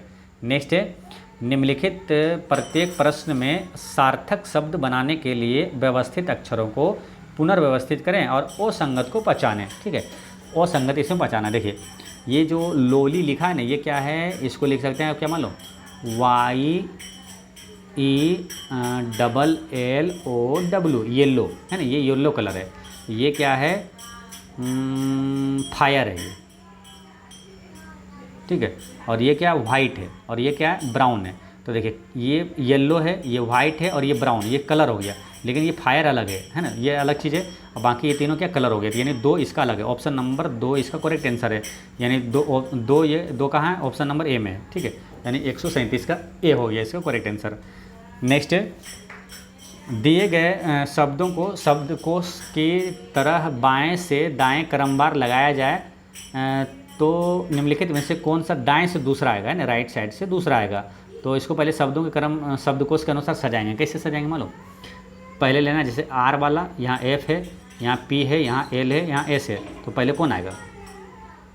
तो पहले आएगा एफ वाला है ना, उसके बाद आएगा एल वाला, ठीक है, ये लो। उसके बाद आएगा कौन? एफ एल हो गया। उसके बाद आएगा पी वाला है ना, पुट। उसके बाद ये एफ हो गया, एल हो गया, पी हो गया। उसके बाद आर आएगा, उसके बाद एस आएगा है ना, ये क्रम से होगा। तो दाएं से दूसरे स्थान पर कौन होगा? तो ये आर वाला। आर कौन सा? राग है ना, RAG। तो यहाँ ऑप्शन नंबर ए इसका करेक्ट आंसर हो गया। ठीक, चलिए नेक्स्ट है यदि ब्रेक्स को अंग्रेजी वर्णमाला के क्रम में व्यवस्थित किया जाए तो कितने वर्णों को स्थान ओ परिवर्तित रहेगा? तो ब्रेक्स को है ना BRAKES, ठीक है। इसको क्या बोला? अंग्रेजी वर्णमाला के क्रम में सजाना है। तो अंग्रेजी वर्णमाला क्रम में क्या है? जैसे इसमें जो लेटर है उसमें इसमें सबसे पहले कौन आएगा? ए आएगा, ठीक है, ए। उसके बाद आएगा बी, इसको क्रम से सजा रहे हैं, ठीक है, ए बी। उसके बाद कौन आएगा? ई आएगा। उसके बाद इसमें से कौन आएगा? के आएगा है ना, ABEK। उसके बाद आएगा आर। उसके बाद सबसे लास्ट में आएगा एस। अब यहाँ पूछा कि कितने वर्णों का स्थान वो परिवर्तित रहा, तो इसको ऐसे करते जाइए, जो मिल जाएगा वही आंसर हो जाएगा, जितना मिलेगा। देखिए ये नहीं मिला, BB, यहाँ BB होता तो मिल जाता। यहाँ RB ये अलग है, ये अलग है। यहाँ देखिए के मिल गया, ये स्थान अपरिवर्तित रहा, ठीक है। ये एक ये हो गया। और यहाँ SS देखिए ये अपरिवर्तित रहा है ना, यहाँ S ऊपर में भी था, यहाँ 5वें स्थान पर यहाँ भी S था, यहाँ भी है, यानी कि ये 2 को अपरिवर्तित रहा। तो आंसर क्या हो जाएगा? ऑप्शन नंबर सी यहाँ पर 2। नेक्स्ट है किसी कोड भाषा में 481 का अर्थ स्काई इज ब्लू है और 246 का अर्थ सी इज डीप है और 698 का अर्थ सी लुक्स ब्लू है तथा ब्लू के कोड के लिए कौन सी संख्या है? इस टाइप के प्रश्न रेलवे NTPC में हर शिफ्ट में पूछा जा रहा था पिछले बार, ठीक है। काफ़ी महत्वपूर्ण प्रश्न है। इसको कैसे बनाना है? देखिए ब्लू के बारे में पूछा है, तो ब्लू है कहाँ ये चीज़ देखना पहले। तो ब्लू देखिए यहाँ पर है, स्काई इज ब्लू, और एक है यहाँ पर सी लुक्स ब्लू, ठीक है। अब किसका अर्थ है? देखिए ये 481 का अर्थ है स्काई इज ब्लू और ये 698 का अर्थ है स्काई सी लुक्स ब्लू। बाकी इसमें नहीं है, 246 वाला में नहीं है, सी इज डीप है, ठीक है। तो ये दोनों में देखिए कॉमन क्या है? ब्लू, इसमें भी एक ही सिंगल शब्द है जो कि कॉमन है। स्काई इज ब्लू में ब्लू देखिए यहाँ है और इसमें भी देखिए ब्लू यहाँ है, कॉमन ब्लू है यहाँ। तो इसका जो अथी है डिजिट है उसमें कॉमन क्या है? देखिए यहाँ 8 है और यहाँ 8 है, यही कॉमन है ना, यानी इसका मतलब 100% यहाँ कन्फर्म है कि 8 का ही यहाँ जो कोड है ये ब्लू है, ठीक है। यानी कि ब्लू के लिए कौन सा कोड है, ब्लू के कोड के लिए कौन सी संख्या आया, 8 आया है ना। इसका आंसर हो जाएगा ऑप्शन नंबर बी, इसका करेक्ट आंसर है, ठीक। चलिए नेक्स्ट है, निर्देश दिया है कि एक कागज के टुकड़े को मोड़कर काटा गया है, जैसा कि नीचे प्रश्न आकृति में दिखाया गया है। दी गई उत्तर आकृतियों में समझाइए कि खोलने पर वो कैसा प्रतीत होगा, ठीक है। इसमें क्या हुआ देखिए, इसको यहाँ से काट के ये मतलब स्क्वायर है, इसको काट के ऐसे मोड़ दिया, ठीक है। अब इसको मोड़ने के बाद क्या किया, मोड़ने के बाद यहाँ काटा पहले, है ना, इसको ऐसे कोने में दोनों साइड से यहाँ मोड़ा है, ठीक है, जो कि यहाँ मुड़ा हुआ है देखिए। और उसके बाद यहाँ बीच में देखिए, यहाँ पर एक कट मारा है, यहाँ इससे जब एक कट मारा है यहाँ, तो जब इसको उलटिएगा ना तो ऐसे नहीं बन जाएगा, ये ऐसे बन जाएगा, है ना, यहाँ ऐसे बन जाएगा।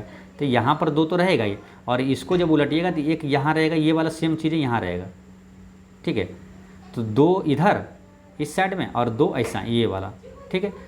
तो ये चीज़ें देखेंगे ऑप्शन में कहाँ पर है, किस में है, 141 का, ठीक है। तो 141 में देखिए ये है ना, देखिए ये इधर, ये दोनों एक ही साइड और ये वाला उलट के इधर गया था। ऑप्शन नंबर ए ही इसका करेक्ट आंसर है, बाकी में नहीं है, ठीक। चलिए नेक्स्ट है, उस विकल्प आकृति का चयन करें जिसमें दी गई आकृति अंतर्निहित है ना, घूर्णन की अनुमति नहीं है। यानी कि ये वाला जो है ऐसे लाइन और ये वाला छोटा सा ट्रेंगल, ये किस में है, तो देखिए यहाँ ऑप्शन नंबर ए में ही मिल रहा है। देखिए ये, और इसको ऑप्शन नंबर ए में ये है, देखिए ये और ये, है ना, ये, ठीक है, ये और ये, यहाँ ऑप्शन नंबर ए इसका करेक्ट आंसर है। नेक्स्ट है 143 में क्या है, दी गई आकृति में कितने त्रिभुज है, तो ऊपर से गिनते जाते हैं। देखिए 1 2 3, है ना, 3 हो गया, 1 2 3 4, फिर अंदर जाइए 5, और उसके बाद देखिए 6 7 और एक ये टोटल 8, फिर 9 10 11 और ये वाला टोटल 12, और फिर अब इसके 12 हो गया। अब इसके अंदर चलते हैं, 12 हो गया, अब ये वाला चलते हैं 13 14 15 16, ठीक है। फिर 16 हो गया, उसके बाद 16, उसके बाद देखो 17 18 हो गया, उसके बाद कौन सा होगा, 18 हो गया ना। उसके बाद देखिए ये वाला, ये एक त्रिभुज बनेगा, ये 19, और ये एक बनेगा 20, ठीक है, और ये हो गया 20। उसके बाद देखेंगे कहाँ बनेगा, 20 हो गया,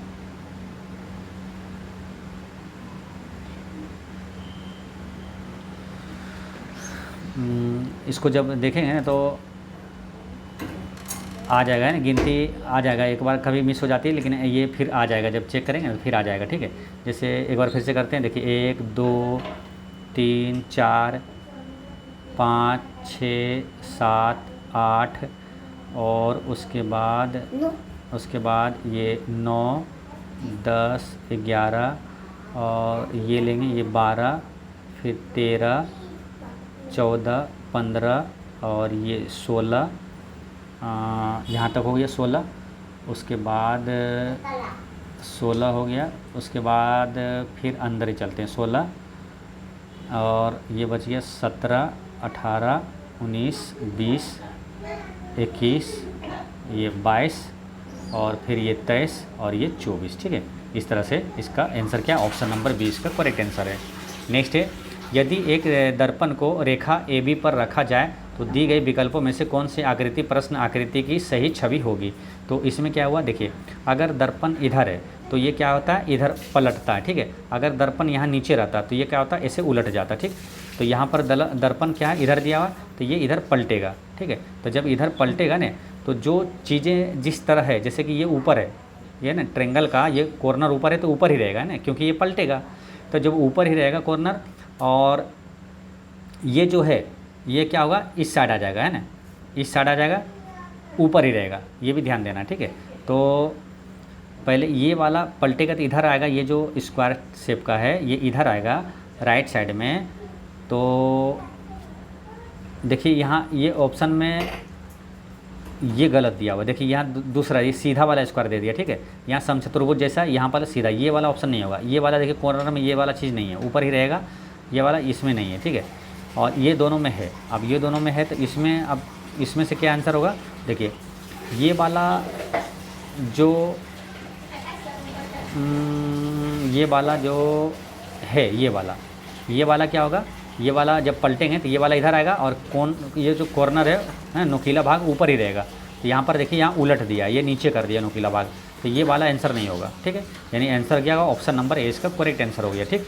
चलिए नेक्स्ट क्वेश्चन है 145। इसमें क्या हुआ है कि देखिए ये जो ट्रिंगल है और ये ट्रिंगल है ऊपर नीचे, इसमें क्या किया है, सब में क्या किया, जहाँ जहाँ जगह था उसमें बूंदा बूंदा बैठा दिया और ये बीच में एक ये बना दिया, ठीक है। तो पहले तो वही देखेंगे जो सेम चीज़ें होना चाहिए, जैसे ये स्क्वायर है तो ये सेम स्क्वायर यहाँ बूंदा बूंदा बूंदा होना चाहिए, ठीक है।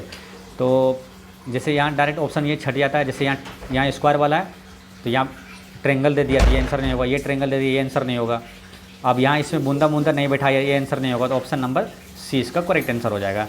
नेक्स्ट है, नीचे एक पासे की दो स्थितियाँ दी गई है, आर वाले फलक के विपरीत फलक पर क्या होगा। इस टाइप के प्रश्न को कैसे बनाएंगे, तो देखिए ये क्या डाइस है, डाइस में कितना 6 फलक होता है। 6 फलक ऐसे बना देंगे तुरंत, एक ऐसे 1 2 3 और 4 फलक हो गया, और एक ऊपर और एक नीचे, साफ साफ यहाँ दिखेगा कौन किसके, कुछ भी पूछेगा सब बन जाएगा, ठीक है।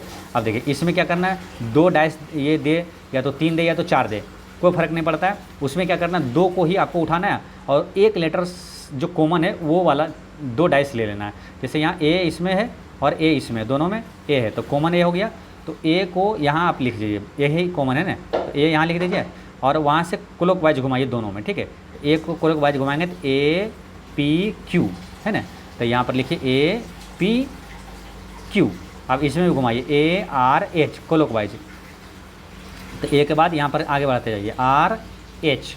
अब देखिए यहाँ से सब चीज़ बन जाएगा।